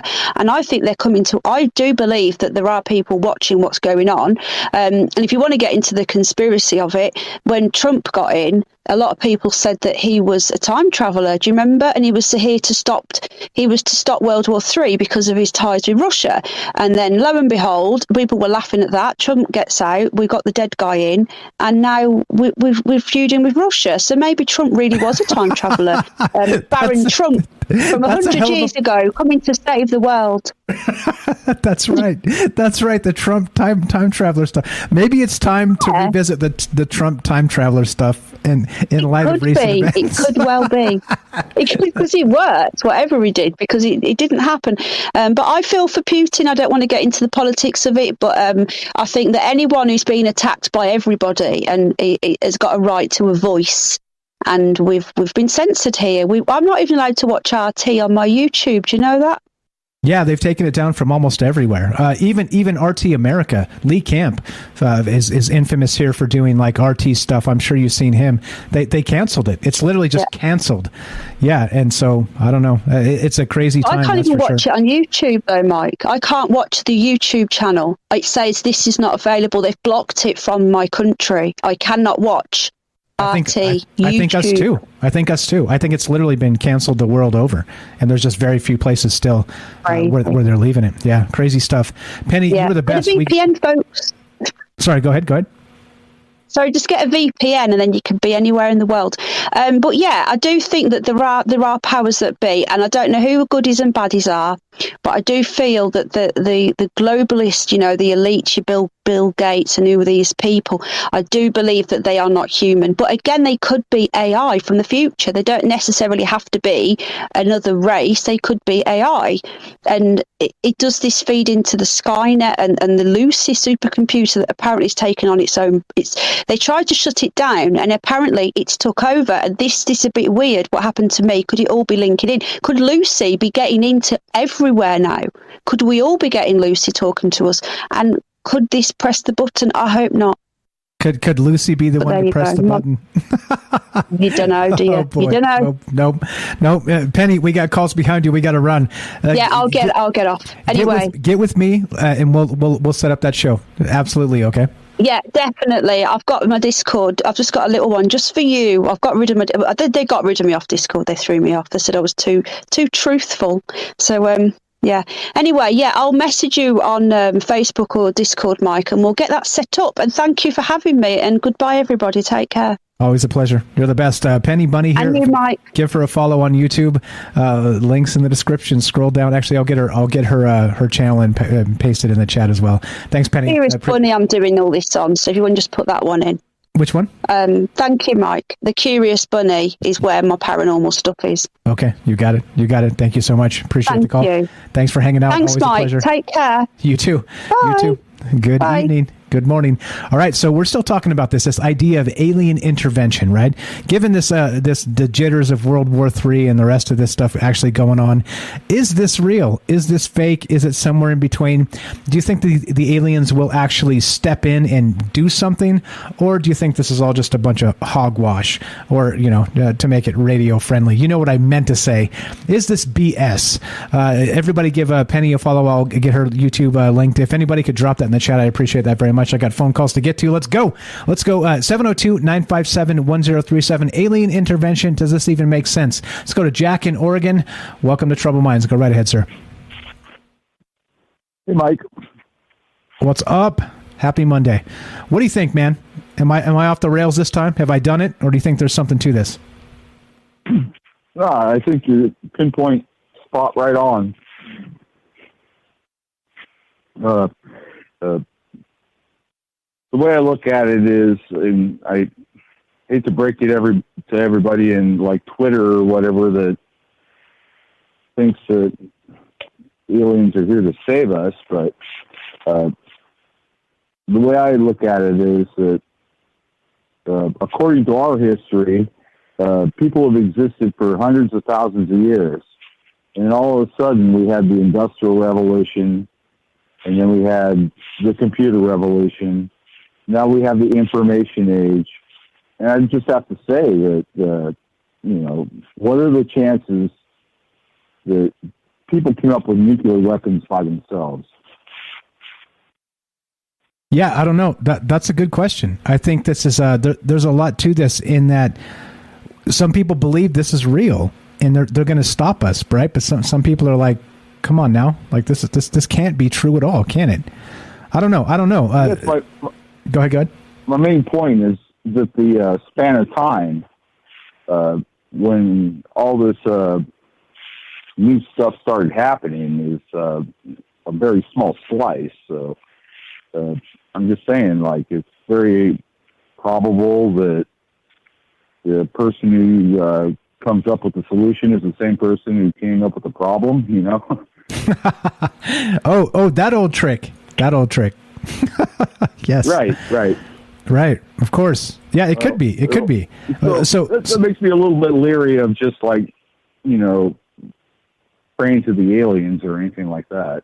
Yeah. The way I look at it is you got inalienable rights, and that's where the aliens begin. the aliens begin, or the aliens end where my nose begins. Right. Right. All right. Okay. Cynical. I'm sorry. No, you're fine. But... No, you're fine. We do it in this format because we're taking all those ideas. This isn't about some echo chamber of whatever. Like, if you think it's BS. Now, look, I agree with you in this sense that, like, think of it in terms of like religion and, praying to some higher power to save us. This is the same thing. It's just like, it's just a different way of looking at it, but it's exactly the same damn thing, right? It's like, okay, well, a higher power, aliens would have better technology, so we're praying to like a technocratic, technological overlord, right, instead of some religious entity, right? I mean, it's literally the same thing, just the mechanics are different and how we'd be saved, right? Well, yeah, I think on a very fundamental level, you're actually correct in that if you're from a region of the world that where maybe like Nikolai Tesla came from, and the power of electricity, and just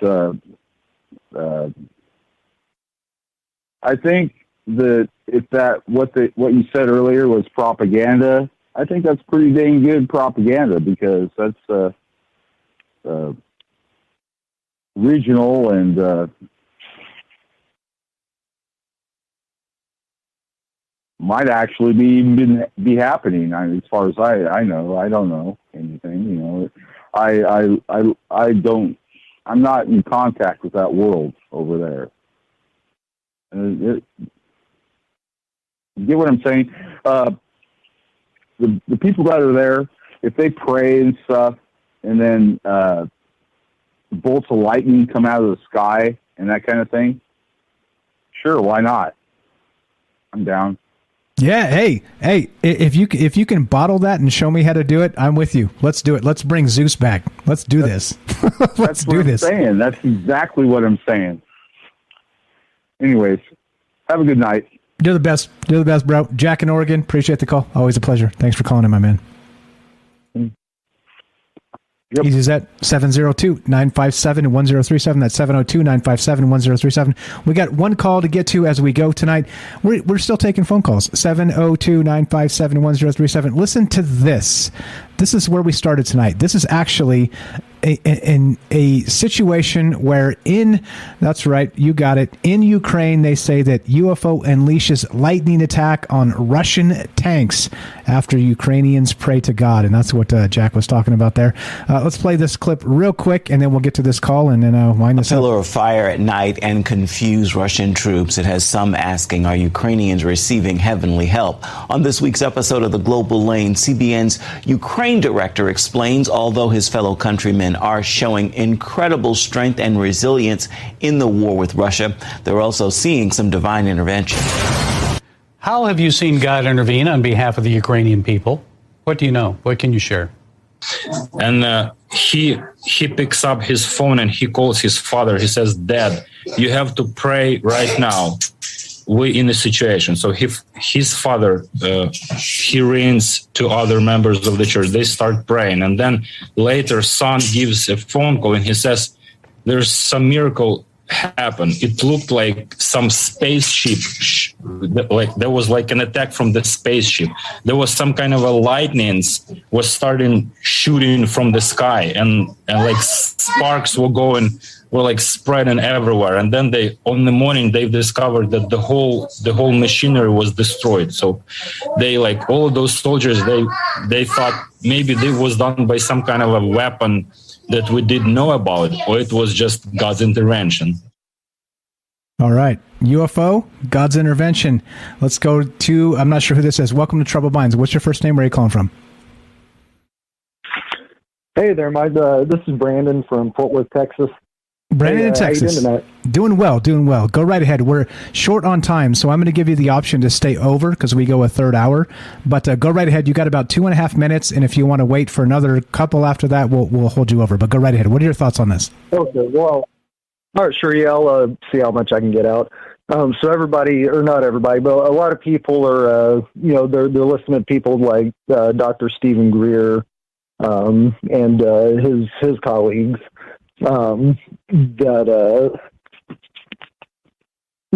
Apparently their outlook on this is that if all the aliens, if the aliens weren't hostile, if they were hostile, then we would have, as a species or a planet, been wiped out a long time ago.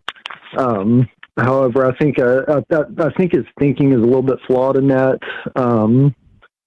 Considering, I would think an intelligent enough species, if they were looking to exploit a planet that already had occupants, that if they were intelligent enough, would find a way to have the inhabitants of that planet destroy themselves, and possibly even help to terraform that planet to better suit the invading race.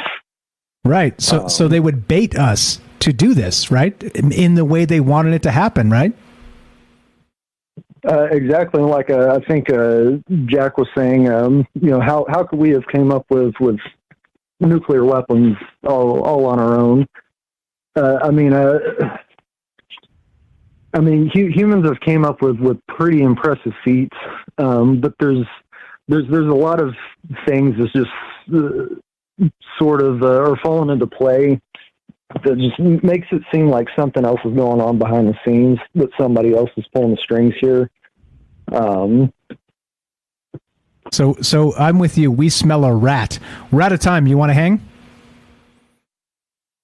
Yeah. I think I'll stick around. Okay, stay right there. I'm going to mute you. I'll come back and get you in just a couple minutes. Thank you very much. We're with Brandon in Texas, but we're done, but we're not done. So this is how this goes, right? As you guys know, we do a couple hours on the Fringe FM, which is digital radio, but we're done for that. We're done. The bad news is we're done. The good news is, God willing, we've got tomorrow. The way it happens is like this. If you're listening to us on the Fringe FM, stay tuned for Joe Roop Lighting the Void. If you're listening to us on any other platform, including the podcast feed, stay tuned for a third hour of Troubled Minds. And as we finish, it goes like this. Be sure, be strong, be true. Thank you for listening. From our Troubled Minds to yours, have a great night.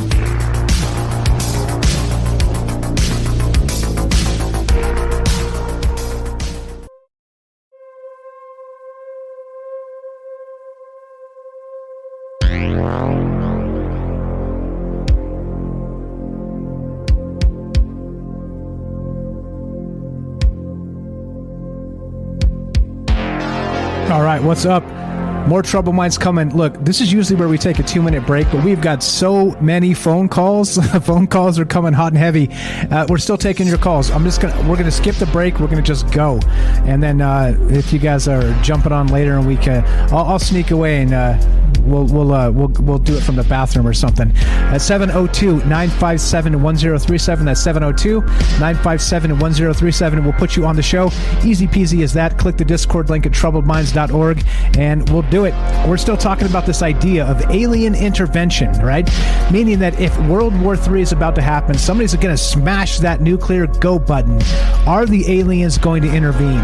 Some history in the alien mythology suggests maybe.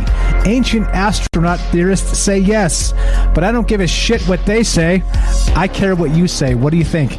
Love to hear your thoughts, and let's go right back to Brandon in Texas. Thank you for waiting, my friend. Go right ahead. All right. Tam Bam, a few shows ago, I can't remember exactly what the topic was, but she was suggesting through her research with the reptilians and then the whole UFO ET phenomenon, that we as humans, we always need a leader. We need somebody to guide us, to show us what morals to live by, or basically. And if you have a race like a reptile that's cold, cunning, and basically they're really, the only ambition is to survive, to just multiply and survive however they can do it. And where am I going with this? Okay, so with the issue of thermonuclear war, climate change, the planet's heating up, I'm just kind of thinking,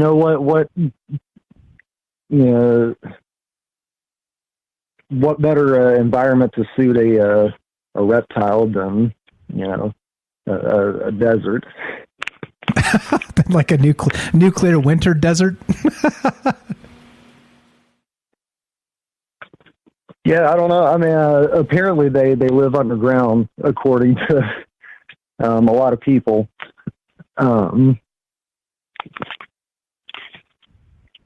But yeah.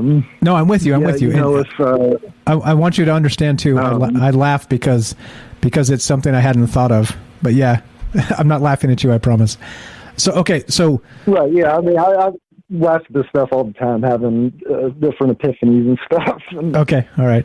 Just want to make sure. Quite amusing. Perfect. Just want to make sure. All right, go ahead. Are you're a first time caller? Am I right?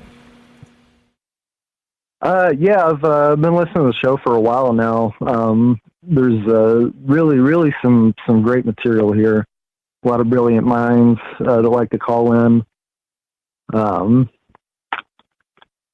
Yeah, sort of like you. I don't like the whole doom and gloom, but I'm not so confident that somebody else is going to step in here and save us from everything that's going on. I think it's going to be a little more on us, something that we're going to have to take charge of.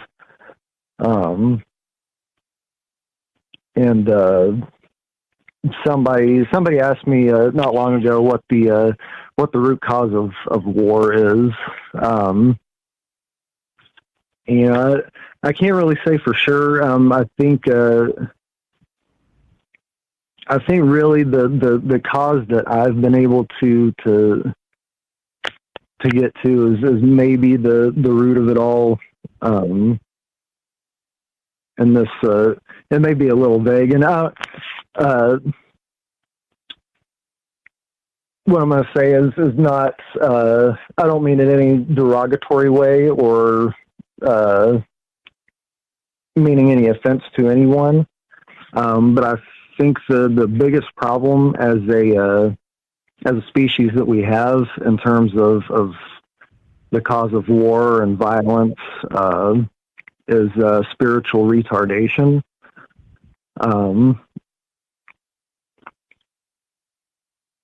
That's a T-shirt. That's a T-shirt. I love it. Continue, please. I'm listening. Yeah, and it's I used to not have a whole lot of hope, but I think Guru Ram Dass talked a little bit about this, but the mass awakening, which I can see it now. I can see it happening. Many people are starting to wake up to our true nature, and who we as who they really are, who I am, who you are. Not, I'm not Brandon. You're not Mike. Those are identities. They're constructs, the abstract ideas that we've came up with. But what we really are is we're infinite consciousness. And I think the technology thing is sort of a double-edged sword. It's a huge part of what's got me to where I am today, being able to watch different spiritual teachers on YouTube, different lectures and stuff, and of course, finding your show. That's alone has taught me a lot. And then of course, also with the augmented reality, virtual reality, all that. It's sort of like humanity's branching off into two different directions. One's uniting more with spirits and source, and the other half is sort of going off into like the Matrix land. Yeah. It does seem like the old saying goes, may you live in interesting times. Well, shit, we hit the jackpot, didn't we? Like I was saying earlier, the age of Aquarius. It's like, hey, I want a refund. This is bullshit. Come on now. Yeah. I don't know, man. Well, I like what George Carlin said about it. He said something like, whenever you're born into this world, you get a free ticket to the freak show. And if you're born in America, you get a front row seat. Yeah, right. And I don't even know if it's like the worst place. I'm sure there's some pretty wild places on Earth that are way worse than this. It's just, as always, it's all about perspective. I appreciate the phone call, my friend. So where did you find the show, by the way? I think it came up in my recommendations on YouTube on my feed. Fucking right. I listen on Spotify also. Okay. All right. Cool. Fantastic. I appreciate it. First-time callers, we love you, which means if you were listening to the Anne Rice show, the first vampire you make, the Vampire Magnus, is the best one. You know why? Because it lends to the second, the third, the fourth, and the fifth. So don't be a stranger, my friend. Always a pleasure. Looking forward to hearing from you in the future. How about that? It was a pleasure, Mike. Much love to you. You as well. And all the rest of y'all. Thank you. On your way out, can you give us a Let's Go, Brandon? All right, let's go, Brandon. Brandon in Texas. Thanks, brother. Have a great night. Thanks for the call. Sometimes you just got to laugh at yourself. 702-957-1037. First time caller, Brandon. Long time listener, first time. It's the radio shtick, right? And we're still taking your calls as we talk about this alien intervention. Does this make sense? If I offended you by saying let's go, Brandon, sorry, not sorry. Let's go to, looks like Ken in California. Welcome to Troubled Minds, my friend. Wait, hold on. No, not yet. There we go. Welcome to Troubled Minds. Ken in California, go right ahead. You're on with Mike and whoever might be listening. Yeah, I just want to say about all the intervention, I've been following this UFO thing for a long time, and I know that there are cave paintings of UFOs. There are documents written in Latin of officers talking about, seeing luminous objects. And then all of the sightings of UFOs over our oceans, I've come to the conclusion that we're not alone on the planet. That it's pretty obvious that, these crafts are coming out of the oceans. So, and I think that they've been playing a part in our development for a long time, which is why we always do see them at our battles. Yeah, so interesting and notable there is that most of the things I'm talking about tonight are sort of modern, right? Because we're talking about modern warfare and Foo Fighters, World War II, and things like this. But what you're bringing up is like we're talking about ancient history here, and there are some reasons to. Maybe I don't know if you can say like with certainty because nothing's certain anymore, but there are reasons to suggest that what you're describing is the truth. And so what that means is in terms of, let's say, nuclear war, well, and this is my problem with this whole idea of this alien intervention. And if you think I'm wrong, by all means. But the reason I have a problem with it is because we've been butchering people on Earth for forever. I mean, literally, we're one of the most, like, I can't imagine a more brutal species. Maybe like, I guess maybe ants or something, or you know what I mean, like just eating each other because whatever. You know what I mean? Sort of maybe that idea, yeah. But meaning that if this is the case, right? Could that be because of a management thing? Because there can only be so many of us. From my understanding, I was listening to a speech done by Bezos, and he says that there should only be 10 billion humans on the planet. Yeah, and we're already at 8 billion. Yeah. So I've always thought that maybe all the wars were sort of a way to control the population. Yeah. That's straight out of George Orwell, 1984. He said that. He fought at the back end of World War II, and he said the same thing. He was locked into that whole communist revolution and the Stalinism, and that he was locked into all that. And that's what he said. He said it's not about scarcity; it's about artificial scarcity.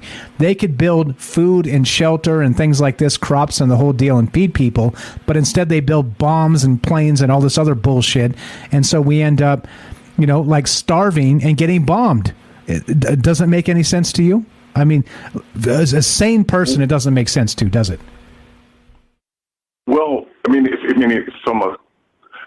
never been in a position where I was in control of the lives of millions of people, and I don't think I'm ever going to be in that position. So I don't know what that feels like, but I've imagined it, and.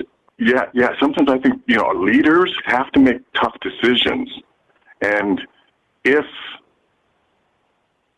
one thing I do believe, I think that there are too many people on the planet, and I think there are way too many stupid people on the planet. So if this is sort of, a way of controlling all the morons out there, I don't have a problem with it. Okay, so I'm with you, right? Means to an end and that sort of thing. But the problem becomes, like you said, and I agree with you, like in the sense that if you're a leader of millions of people and you have to make tough decisions, it's like I always say, like the academic and the spreadsheet, right? You're going to make a decision to benefit 60% of the people and screws the 40% because that's just mathematics, okay? But me as an individual, I hate it. I reject it entirely because it is cold. It is mathematics, and I don't feel like a math problem, and I'm sure you don't either, right? And that's the problem I have with it. Again, call me an idealist or a knucklehead or whatever you want to call me. It's fine. And I know you're not here to call me that, but I'm just saying, like, at some point, those ideas of making tough decisions are true. However, also, like, this whole, like, BS game of that Orwellian artificial scarcity of bombs instead of food, it's real. Like, that stuff is real. Like literally, we don't have to be fighting with each other over stupid ideas. That's the problem. And then, like you said, and here's where I'm going to disagree with you. If you're like, okay, I'm fine manipulating people because they're stupid. Well, I say let's make them not stupid.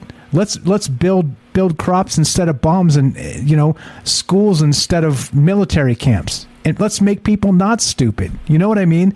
Like there's a way out of this, my brother. I get where you're coming from, and I completely understand. But we diverge there because I'm not a pure pacifist, because I will, before a boot gets on my neck, I'm going to get angry, right? But for the most part, I think we can get out of this without killing each other. I mean, for crying out loud, right? I'm with you, though. I understand where you're coming from. I think that I think this whole vaccine thing is kind of a way to call the population, actually, because if you've been following it, it's definitely all BS. Okay. And and I'm with you on the Let's Go Brandon thing, because I followed that very closely too. And there's no way 80 million people voted for him. He couldn't even fill a high school gym.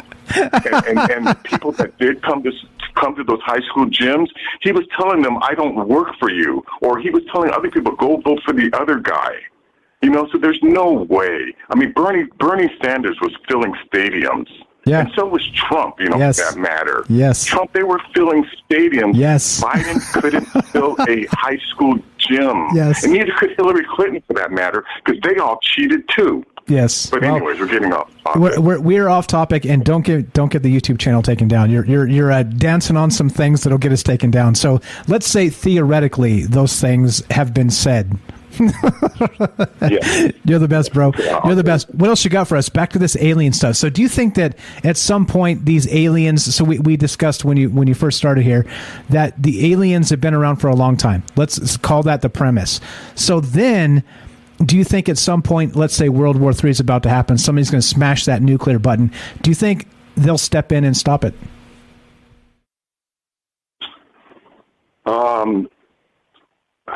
I don't know. But are you familiar with the term Homo capensis? Say it again. Homo capensis? No. Or Karen Hudes? No. Nope. Google Karen Hudes and Homo capensis. Okay. Give me the 30-second version. What's the 30-second version? Homo capensis, all the elongated skulls that we've been finding? Yes. In Paracas skulls? Yep. Well, their descendants, they were the leaders in the past, and their descendants are still in control of the banking system. And according to this Karen Hudes, who was a senior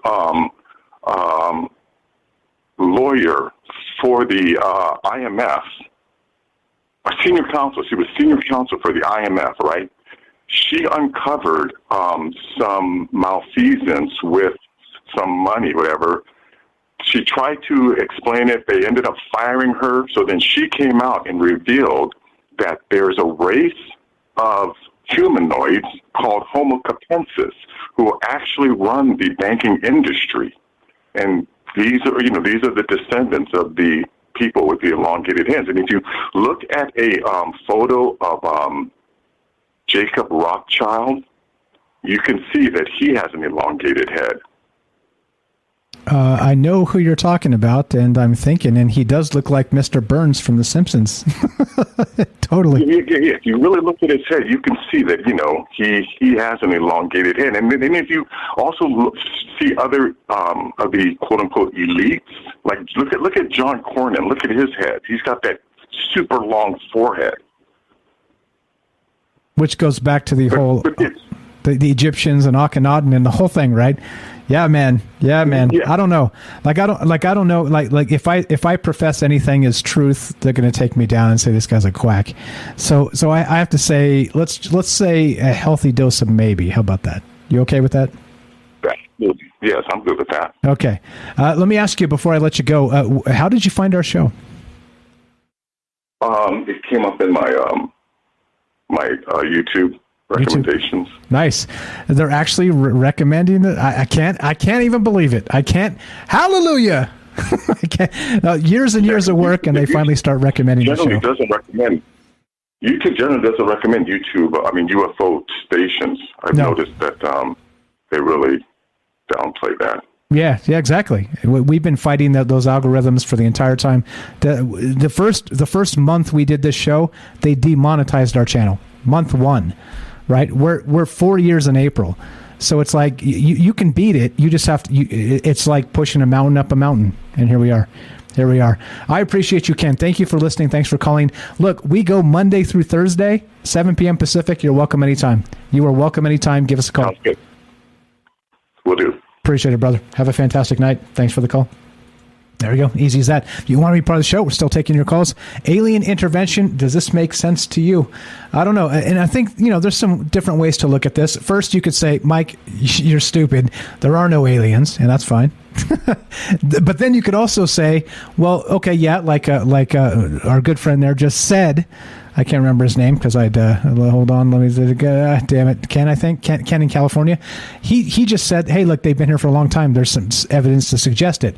So if that's the case, if all of that is true, then how come they've let us butcher each other for all this time? You know what I mean? Or I like the idea of maybe baiting us to maybe start this war and maybe terraform the planet just like they wanted to. I don't know. Like this is what I'm saying. I don't know. I can't profess anything as truth. Number one, because I don't believe in these things as truth anymore. Not meaning like in those terms. I just mean that I think everything is just a big disaster, and it's intentionally a disaster because they don't want us to even know what any sort of truth actually is. I think that's the idea here. Again, part of the division politics, part of the propaganda, part of on and on. We talk about it ad nauseum on the show, but on and on and on and on and on. I don't know. So we're still talking about this. Alien intervention in the case of like a World War III situation, what do you believe? Do you think this is actually real, or do you think it's just some sort of pipe dream? 702-957-1037. Click the Discord link, troubledminds.org. Kelly in Colorado, our very first caller on Troubled Minds years ago. What's up, brother? Are you there? Yeah, how's it going? Chilling, man. Another Monday night on Troubled Minds, talking about random wacky shit.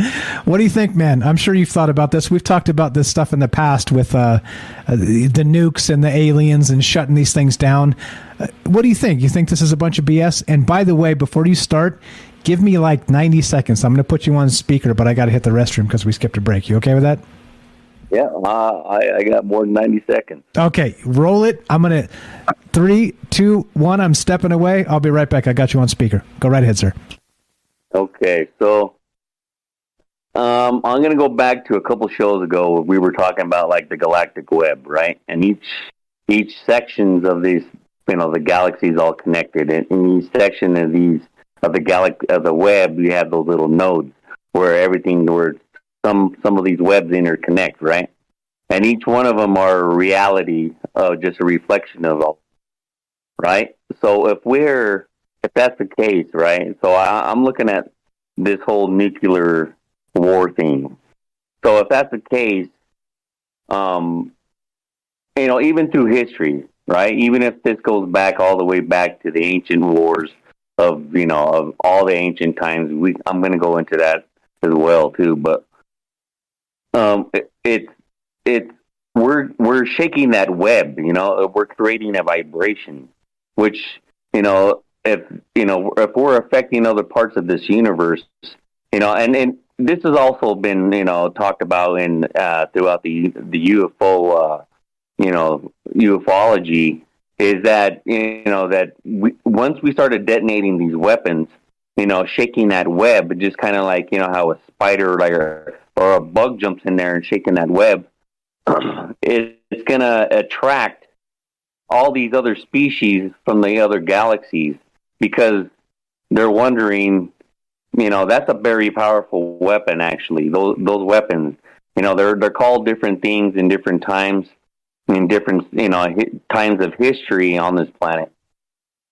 But all in all, the type of weapon it is, especially now, us mastering, the type of destruction these things can do, is what's scary. Is that so? Yeah, that might be a fact that we're attracting these other alien species.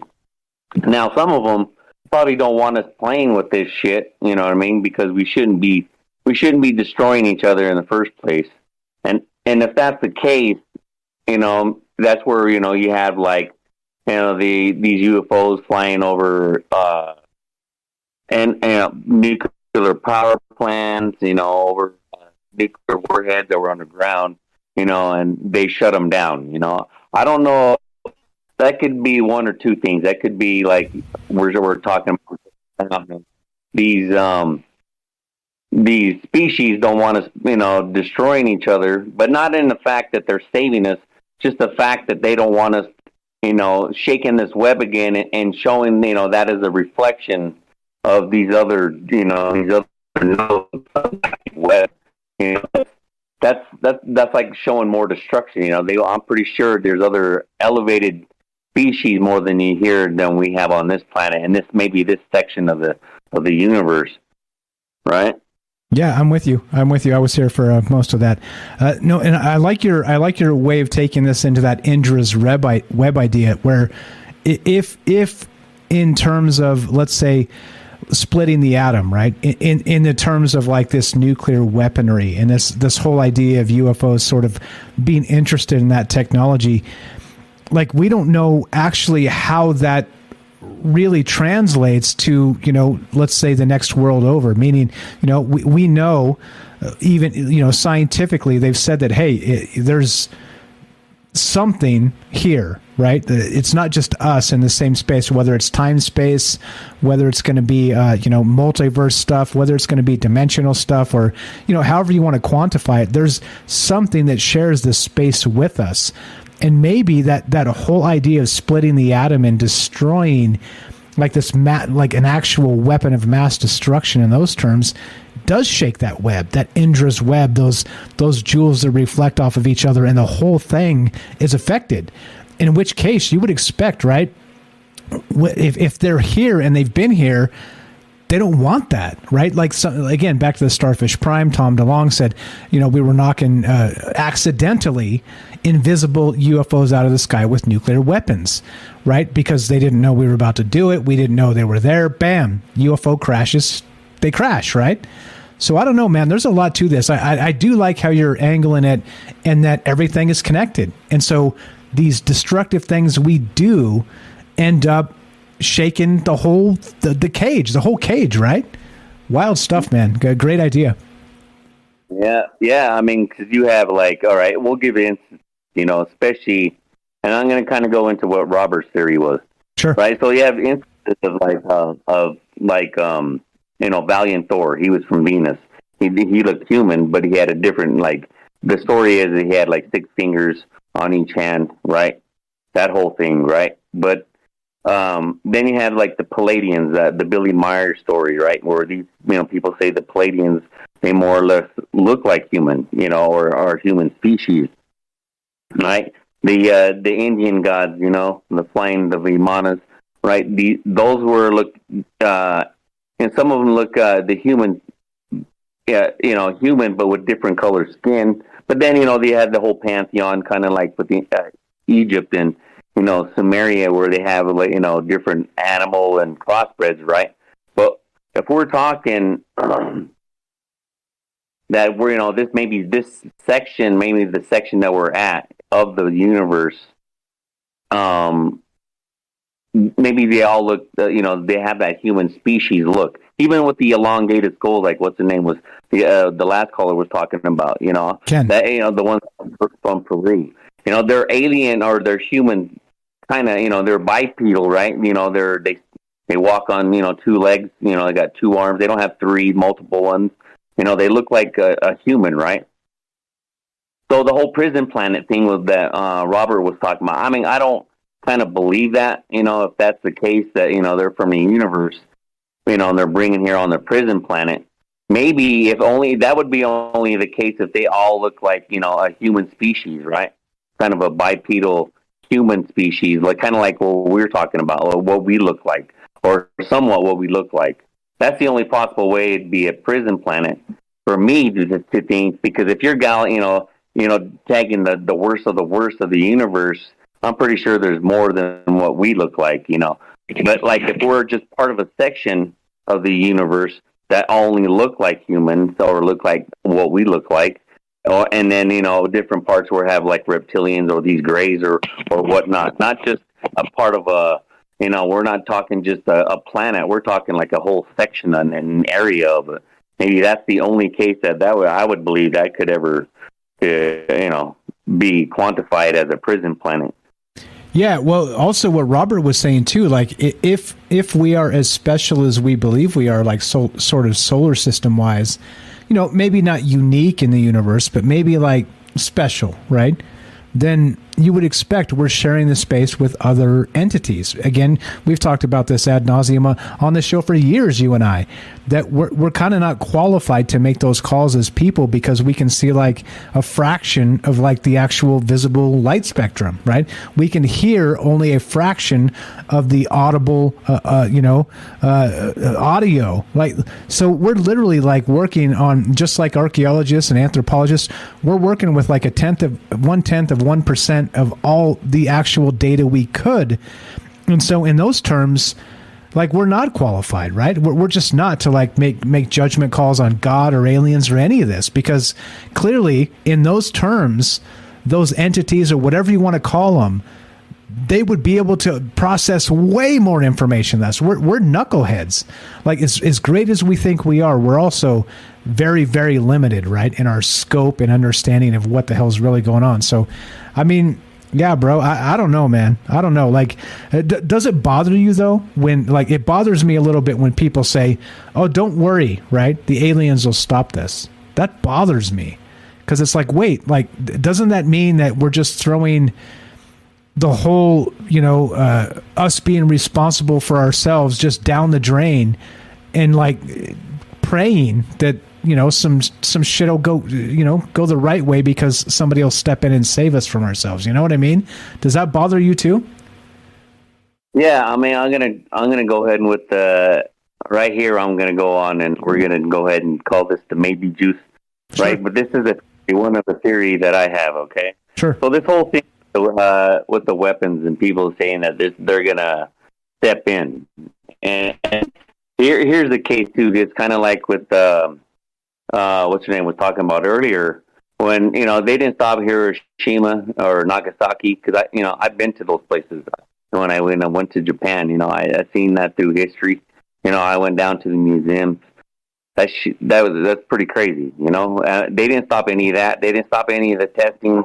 The thousands of bombs that each country that in that museum, they show you how many nuclear weapons been through testing from each country, right? And man, it's by the hundreds of thousands on this planet, right? And most of them is here in from the United States. The biggest one though was from Russia. Now, if they haven't intervened on any of that stuff, but maybe that again, that we're going back to that galactic web and all that stuff too. But if you look at some of the even throughout history, I'm talking even ancient history, right? Like the Indian gods, right? They had the flying vimanas. That was in the Mahabharata, where they were talking about nuclear weapons and nuclear wars. You have them in from the stories in Sumerian stories. There's the stories over in in Egypt of all nuclear wars. And the interesting thing that they're finding too is not only the glass that that they're finding in the sands, in the deserts in Egypt, right? All the jewels that that people were decorating, making jewelry out of. That's all some heated glass, right? That's like making the sand, makes glass. Everybody knows that, right? But this type of stuff is only going to happen through extreme heat.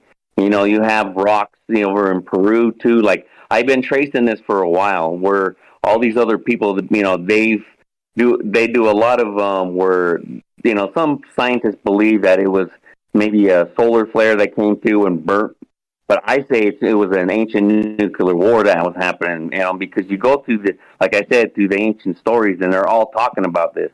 For instance, like dinosaur bones, they're covered with lead paint. Most of these bones are covered with lead paint because a lot of them are highly still radiated.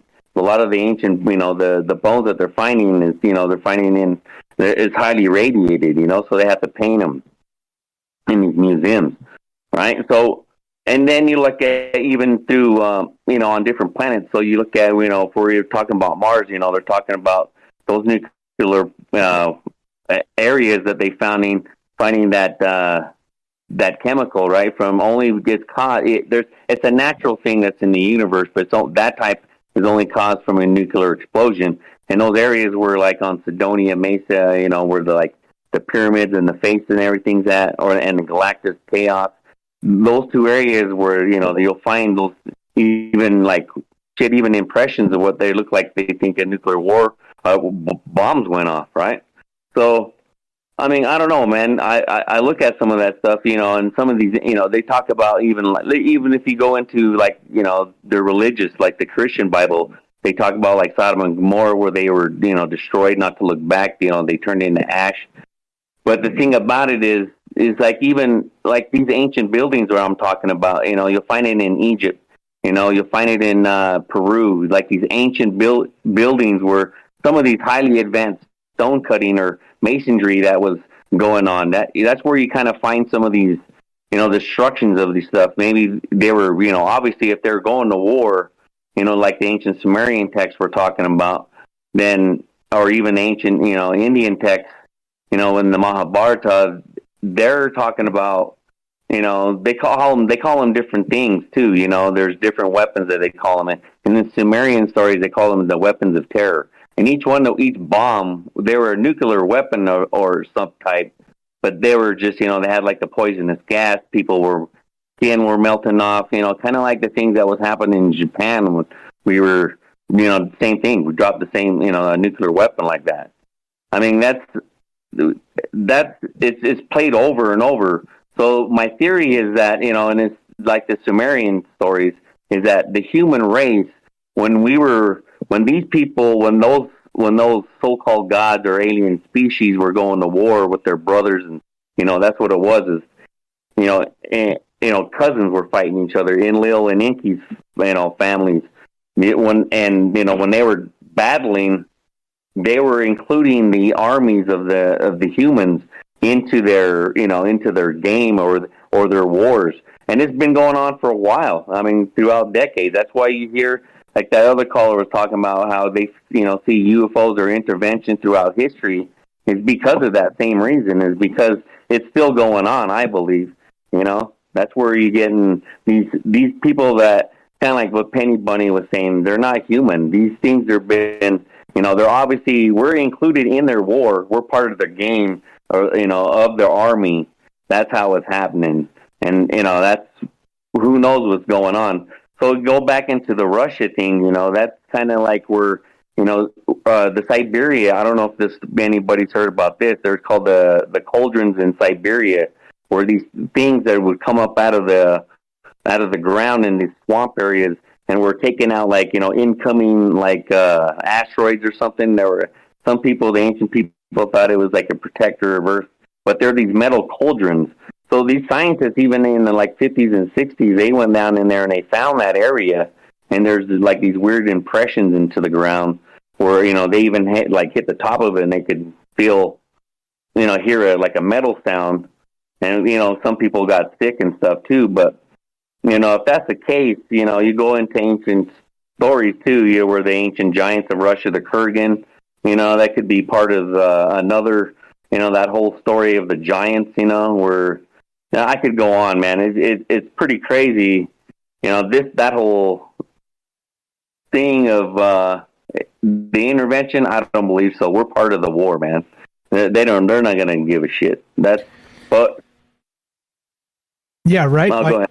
No, I think that's the thing. I think that's why talking about this is important. Like, it's just like sort of, you know, praying to something. You know what I mean? Like, and again, I don't mean to be blasphemous. I know, like, so many people have believed so many different things, and so we try and walk that line. But sort of like believing in, you know, like, it doesn't matter what happens because we're going to be saved or something like this, right? Or then in terms of, well, the aliens are going to step in and help.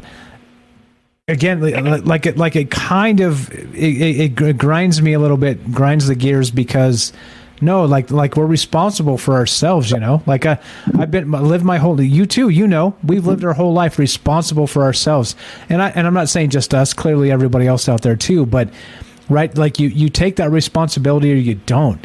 Like I get that, you know, you can say.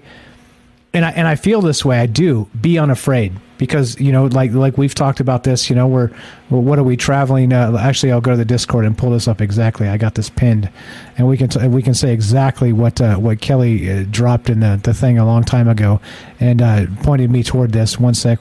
Hold on, and hold on. Here we go. You're a ghost driving a meat-coated skeleton made from stardust, riding a rock, floating through space. Fear nothing. You shared that with me a long time ago, and I couldn't agree more. Like, hey, yeah, okay, I'm not trying to meet a fiery end, but if that's what it is, that's what it is. Like I'm not going to back away from that. That's where it goes. If that's where it takes us, man, let's do this. And I'm not saying push the button and get this started. I'm just saying, like, don't be afraid, right? Like they control us through that fear. And that's why I pinned it, so I could pull it up at a moment's notice and say, Kelly, I remembered. I remembered. Of course, man. Love's going to conquer all. That's just one theory that, I play with, because, you just put two and two together. That's what I do. And I do when I read a lot of these ancient stuff, and then you just work your way through history, and it just kind of seems that way. That's that maybe juice. I don't have proof with any of this stuff, but it's a pretty telling tale, if you put it all together, just like anybody else, they're just theories, so I'm just saying, you kind of look what's going on, and again, throughout history, and how long this has been, it's like, I know what, but if you look at the whole human history, what they think, that's what they're calling the human history, you're right. War's been going on for how long? But again, like, I don't know, man. For me, when I think about it, even being in the military, even while I was in the military, man, I was anti-military. If that kind of sounds weird. I've always was, all the guys in my shop always preached, all this ancient stuff, the ancient, all this stuff, and then the ancient aliens came out. That's all on the planet. Because I used to like watching this stuff, because I also like just watching the history of the planet, because it shows you all the stuff that, actually that no one's even talking about. That's why I used to watch it, because, kind of, the beginning of it was kind of the theory of Van Doniken, right? It's questions, kind of like this, this, like how we do it on this show, it's questions more than anything. But they have their ancient astronaut theories say yes, those are just theories, though. Just like anybody else. Just like, any kind of religion, to me, those are just theories, too. Because there's been 3,000 gods been praised on this planet. More than that. More than that. Yeah. No, I'm with you. And that's the thing, right? So which one is legit? And not only that, right? So if we're going like, okay, so modern God is like the concept of God, right? But if we're like, wait, what about the shit that predated the modern God? Wouldn't that be like more closer to like God? But then you go to like Greek mythology and you're like, wait, there's like 500 of them. Shit gets weird super fast, doesn't it? Shit gets super weird. Yeah, man. There's many pantheons in every race, religion, throughout the whole planet. So make God. That's what I'm saying. So and everybody wants to think there's an all supreme being out there, or the one, the source. And that could be, I ain't saying that is give it a, any kind of sect or anything. That's one thing that a religion does, though. I'm not being blasphemous by any means when people listen to me, because I talk about all, religions as well. It's not being disrespectful. I'm just, seeing it as, I read it through as like almost of a book, not as, saying that these are words of anybody, right? Anybody supreme or anything else like that. It's good knowledge. That's what I like. I like good knowledge, and I like good information, and I'll take information from all of them. And that's what I do, and I read it though. But, it's interesting when I look at all that stuff, That's why I go back to the Sumerians, because it's all coming back from that. Everything starts from there. I mean, even before, like, even Zechariah's Ascension, and we're talking, like, the separate tablets of creation. That was, the Numa Elish, and then it goes into Babylonian, and then, further down, it works its way down. But those pantheons are all the same, and it's all one source. And these guys are talking about some crazy shit, man. Like these gods are, they're not even gods. They just call them, people who came from the, from the heavens to earth. And they talk about it, and Ezekiel, the will within the will. I mean, come on, man. It's telling you. That's how I see it, That's why I see, when I read that, that's how I'm reading it.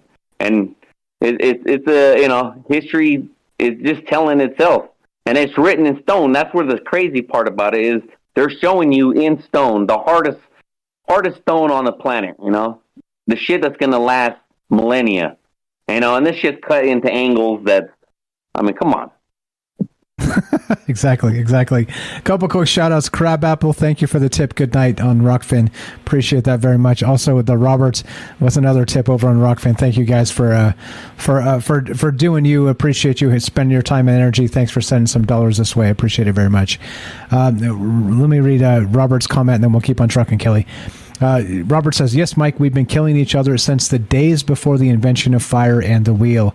Aliens mostly let us have at it, but not until the last 70 years did we have the capacity to exterminate all life on Earth, now leaving the aliens no choice but to stop us. Okay, I'm buying that. Like, so I guess maybe that argument, as it sticks, it makes sense to me, right? It's logical in that, right? Like sticks and stones, they say, may break your bones. Well, that's how we used to fight wars. Sticks and stones breaking your bones, but not anymore, right? Like now it's like cyber stuff, and it's one guy pushes one button, one guy pushes another button, and it's we're all screwed, right? So maybe this in terms of like this whole alien whatever aspect for even back to the Anunnaki and all that time, maybe we've come to the point where we're so dangerous to ourselves. Maybe they have to. I mean, I could buy that argument for sure. And you were cutting out a little bit, Kelly. It wasn't you; it was the internet. It was like just a smidge for like a second or two. And Kelly's Ronald says, "I think Kelly's using auto tune." If you guys, that'll be funnier to the people that heard it than funnier to you, Kelly. But that's totally what it sounded like. Anyway, go ahead on that Robert thought. What do you think? Like he's saying that, like, so for all that time they didn't have like a vested interest in stopping us because sticks and stones can't destroy the world, but we're at the point now where we can. So do you think that makes sense that where they'd want to step in now? Yeah, it's like Oppenheimer said. He read from the Bhagavad Gita, which was he became this destroyer of worlds. And that's what I get to the point where, the other side of it, where maybe there is an intervention going on. Because again, you go, and that's why I started out with that whole galactic web, where, we're shaking the web with something that we shouldn't be playing with. Those things are only supposed to be used for mass, that type of mass destruction like that, right? And that's like you're saying, we had to talk about on another show where what happens when all those, what we call souls or all that energy is released at once, and maybe, like our cousin was talking earlier, is that was one of the crazy theories that I've heard when he was coming up with it, when he was saying that they want it to happen. And the reason why is, they're there to catch it, all that energy, those souls, that energy release. Maybe that's a crazy thought, man. That kind of set me back too. And I was like, that's a pretty good theory, man. Trying to think about it, because we don't know what, the whole galactic picture of what, because I look at that too, the whole capture of the soul. And, I go to that, what it was interesting when I ran into that kid, he said he was from Mars, I don't know if you guys seen that video, where he said he was from Mars. He's from Russia, though. He was he was born in Russia, but he said he was from Mars. He was telling his mom even when he was growing up as a small baby to where he was a young teenager. He's talking about and all the souls were trapped in these rocks. I told the story before, but he said that the souls were trapped in these rocks, and then there was a war there, and some rocks got split where all the souls were at, and they scattered across all over the universe. But he came here to Earth. A lot of them came here to Earth, and he was born here, and on the planet, and that's where he was born, in Russia. Yeah, I remember that. We've actually never directly covered that story. the kid that says he's from Mars. Yeah. There's a lot of strange shit, man, and I think that's part of this. It's like, some people have past life experiences. Some people have near death experiences. Some people it's just like holy shit. Like how do you like throw this all in a blender and come out with some kind of truth? It's wild, isn't it? Let's call it a challenge. I think that's probably safe to say. It's a challenge. Oh yeah, it's like what I kind of reminded me of is Tetris, trying to put all these crazy pieces together so you can clear a board, clear a level. It's crazy because some of those pieces don't want to fit, and then that's the only way to fit them. But then it only, later on it makes sense, then that's the whole thing of these what we call rabbit holes, you go, I've been doing this, this type of weird research on all kinds of, levels and stuff, what we always talk about on the show, and I've been doing this, prior before the internet, we didn't have the internet. We had the encyclopedia. Exactly. Hey, Kelly, did you lay down on the ground like I did in summers at your grandparents' place, flipping through the encyclopedia, like looking up dinosaurs and shit because there was no internet? I used to. That's how old I am. Well, we bought encyclopedias. We had like 3 different volumes of encyclopedias. And because it was something, she had to work, we kept us busy. So after schoolwork, that's what we would dive into. We would even have competitions, or we would have trying to we test each other on stuff. One of them was money, and like the dollar bills. The dollar bills at one time goes all the way up to the $100,000 bill, and the President Woodrow Wilson's on it. And the reason why he's on it is because, not to get off subject, but the reason why he's on it is because he's the one that passed that whole banking thing in 1912. He was president, so they put his ass on the $100,000 bill, the biggest one.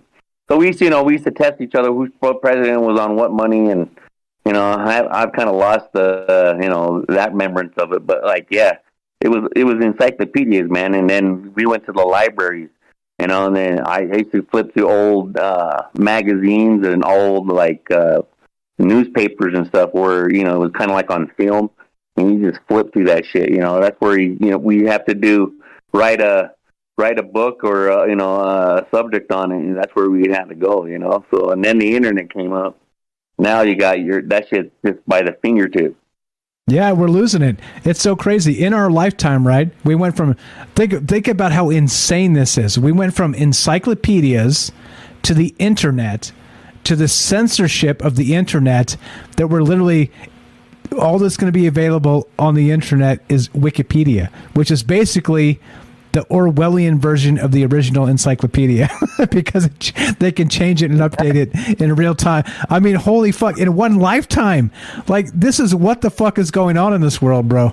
Like, unbelievable.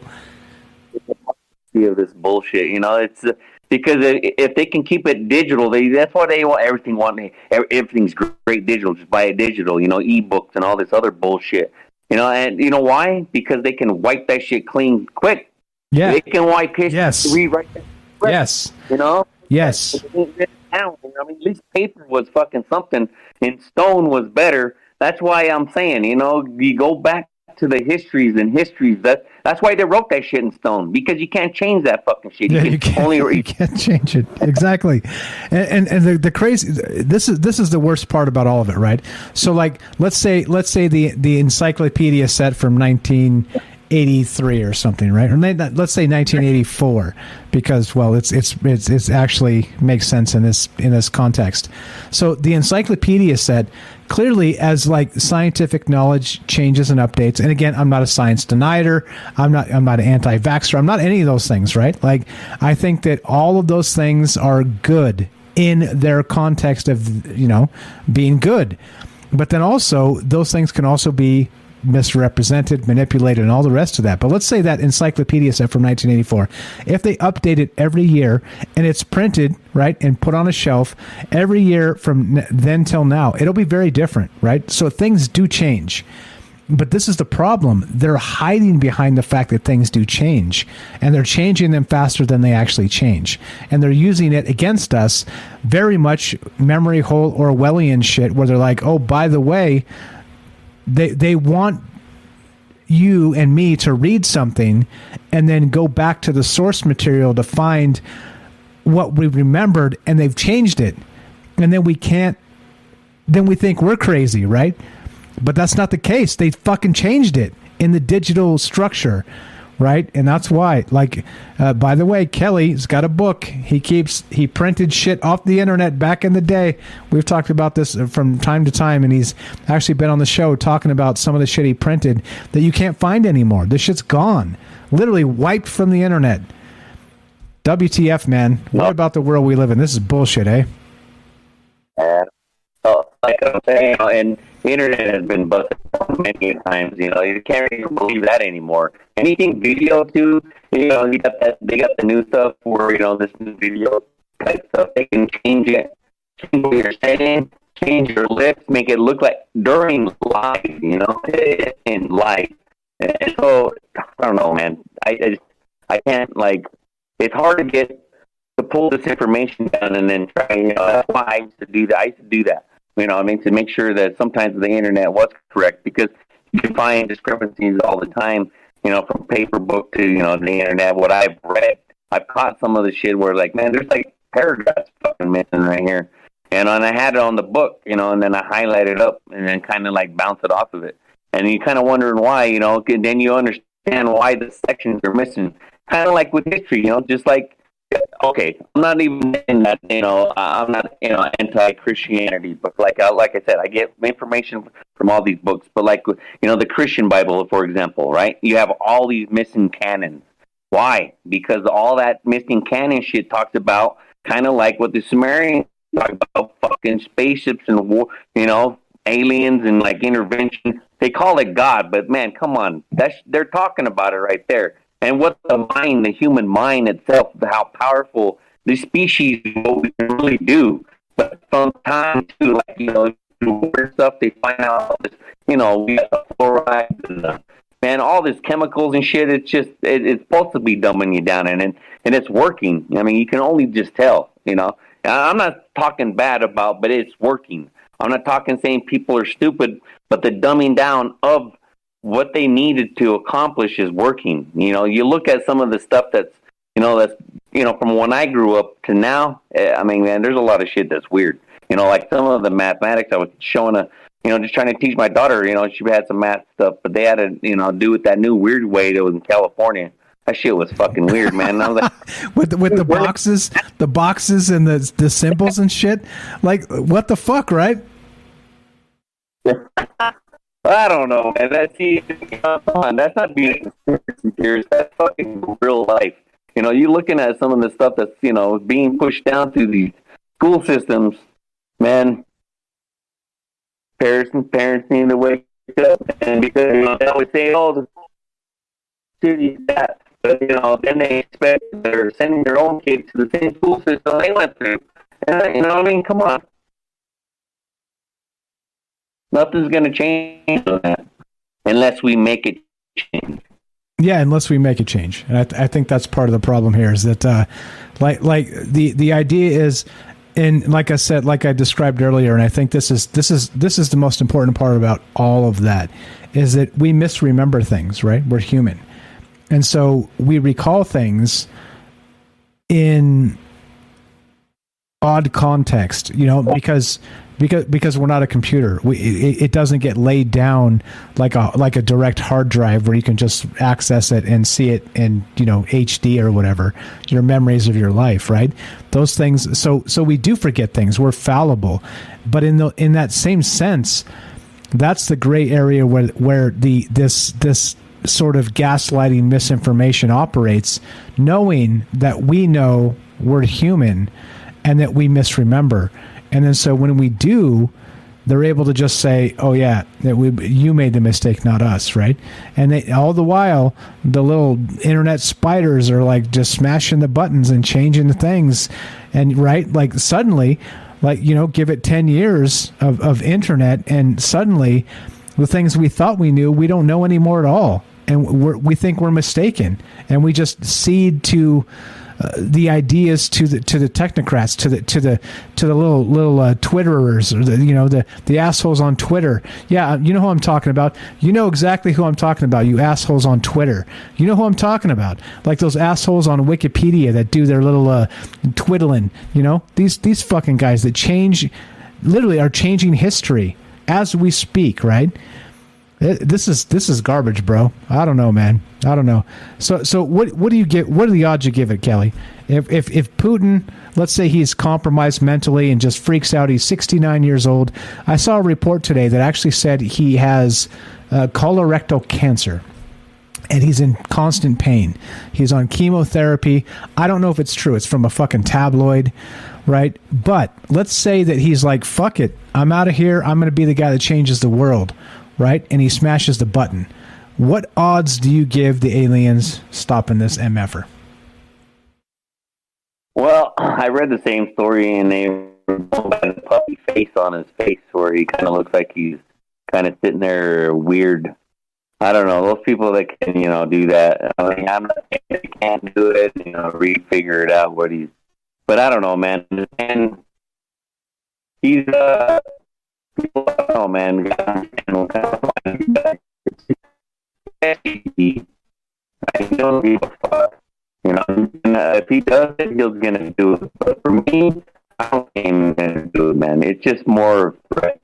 And people that are general people that are surrounding us, they're not like You're auto-tuned to the point where you're almost not understandable, sir. Is there something you could do internet-wise? It's not cutting out. It was the internet. Am I better? Let's try again. Am I better? Better. Yes, thank you. Go right ahead, sir. That was super funny. Go back and listen, and you'll see. Super funny. Like with the whole he's not being surrounded by people that are already go forward. If you see some of the stuff that he's, I guess he had a big meeting with some of the high, his council and, some of the people that, some billionaires, that are, and they're in like agreement. Wow. But it's, Russia is always been, he's ex-KGB. Russia has always been like anti-gangsters too. Even like those old kind of, they call them, can't remember the name they used for them. But yeah, man. So I don't know, man. I don't think they're willing to go to. Nobody wants to war. Come on, nobody does. I mean, really, that shit's so outdated. It's ridiculous. And I think these new generations are catching on. It's all about caring, loving, and moving on. Because even if we need to look at, instead of the whole thing, the old school of destruction, the number of people on the planet. And again, I think that the planet's not overpopulated. It's the cities that are overpopulated. Because I can drive to Wyoming for fucking goddamn hours and I ain't even nobody. So you can't tell me that, you couldn't put houses and all kinds of shit out in places. There's many land that this guy, it's like I said. Anyway, the point where it's just,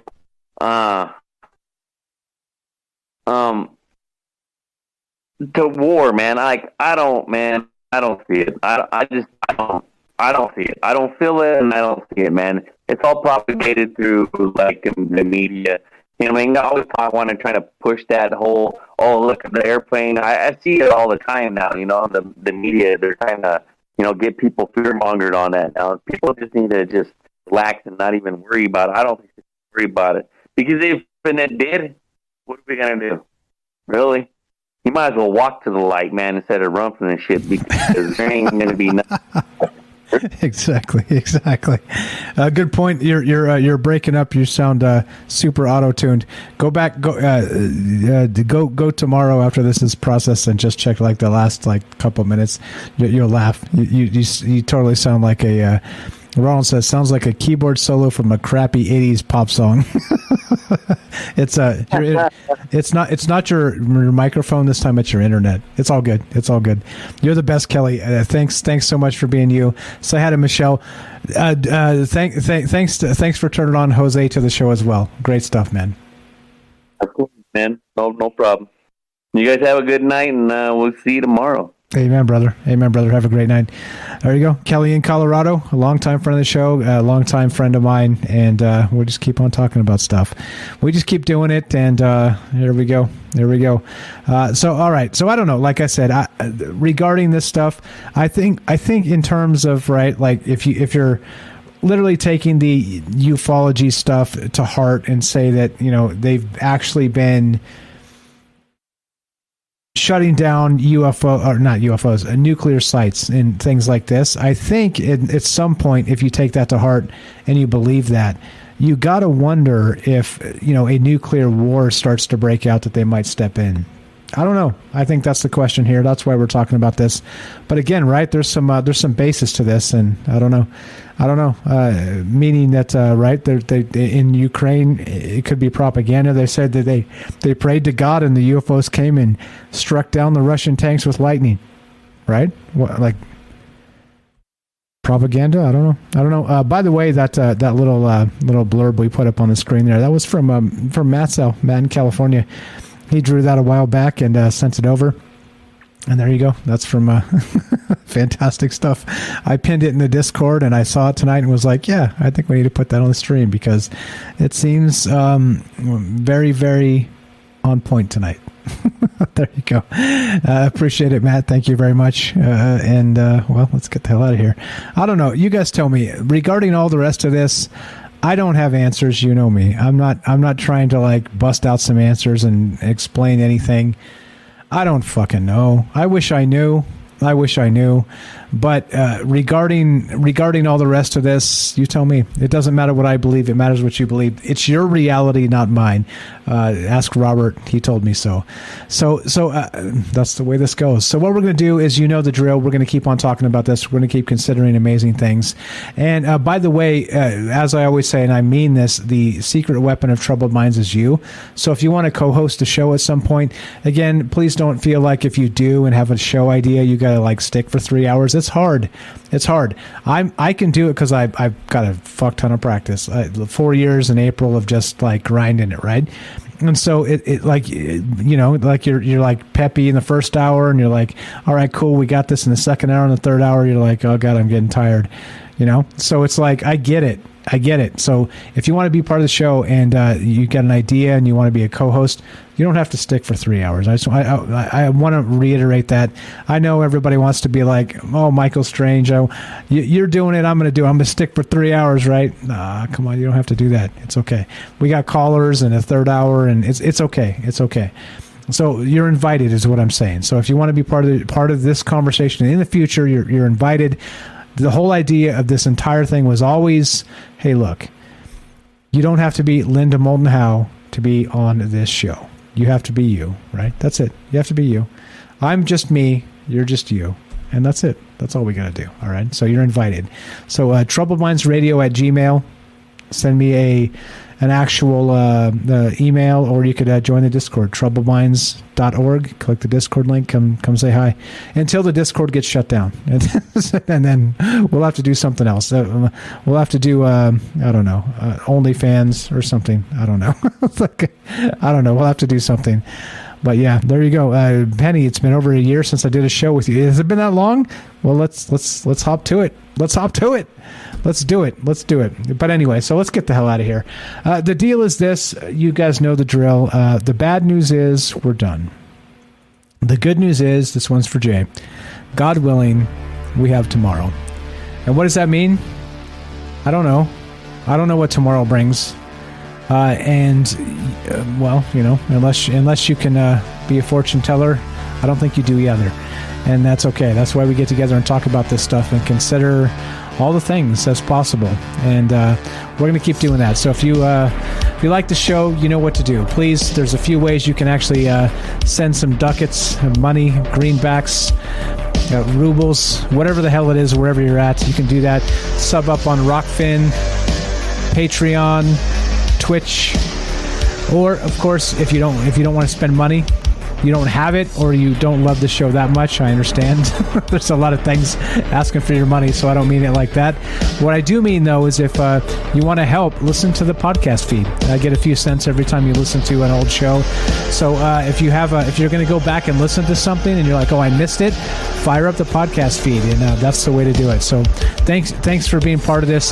The most important thing is spending your time and your energy with us, with me, together, right? Like I always say, and I mean this 100%. I'm me, you're you, but together we're us. And you start to see how it becomes a powerful thing. That's what this has always been about. So thanks for hanging out. Thanks for being part of this. Thanks for making it worthwhile. Because my God, if I went 4 years and nobody ever called me, I might jump off a cliff. You know what I'm saying? And I mean that in the nicest way. Not actually. I would never do that. But yeah, so that's the deal. Let's get the hell out of here. What do we got? The other thing. All right. Music playing. Monday through Thursday, 7 p.m. Pacific. Spread the word. Spread the word. Spread the word. We can beat the algorithms with old school word of mouth. Spread the word. Simple as that. I can talk, can't I? Boy, I tell you what, I can talk. Oh boy. Did I leave anybody out? Shit. Sometimes I miss leaving somebody out. Let me make sure. All right. You got Mr. Mensa there. Now we're good. There, Daryl? Got anything to say? Thumbs up, people. Do it now. Lazy Guy X, I missed you. Thumbs up, people. Do it now. Daryl. Great show. And let's hope the ETs are on our side and they're going to save our butts. Amen to that. Amen to that. Amen to that. All the amazing people, Daryl, everybody else, like scroll down, links in the description, follow all those fine folks, follow everybody, and again, this is not just me, this is us. I mean it. You see it. It's not like, again, I could ramble on for 3 hours. It's far less interesting than if amazing people call in. So there we go. So as we finish, it goes like this. Exactly like this. Be sure, be strong, be true. Thank you for listening. From our troubled minds to yours, have a great night.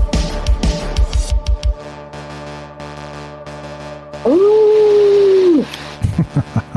That too. Don't be afraid of the werewolves. They held back. Have a great one, guys.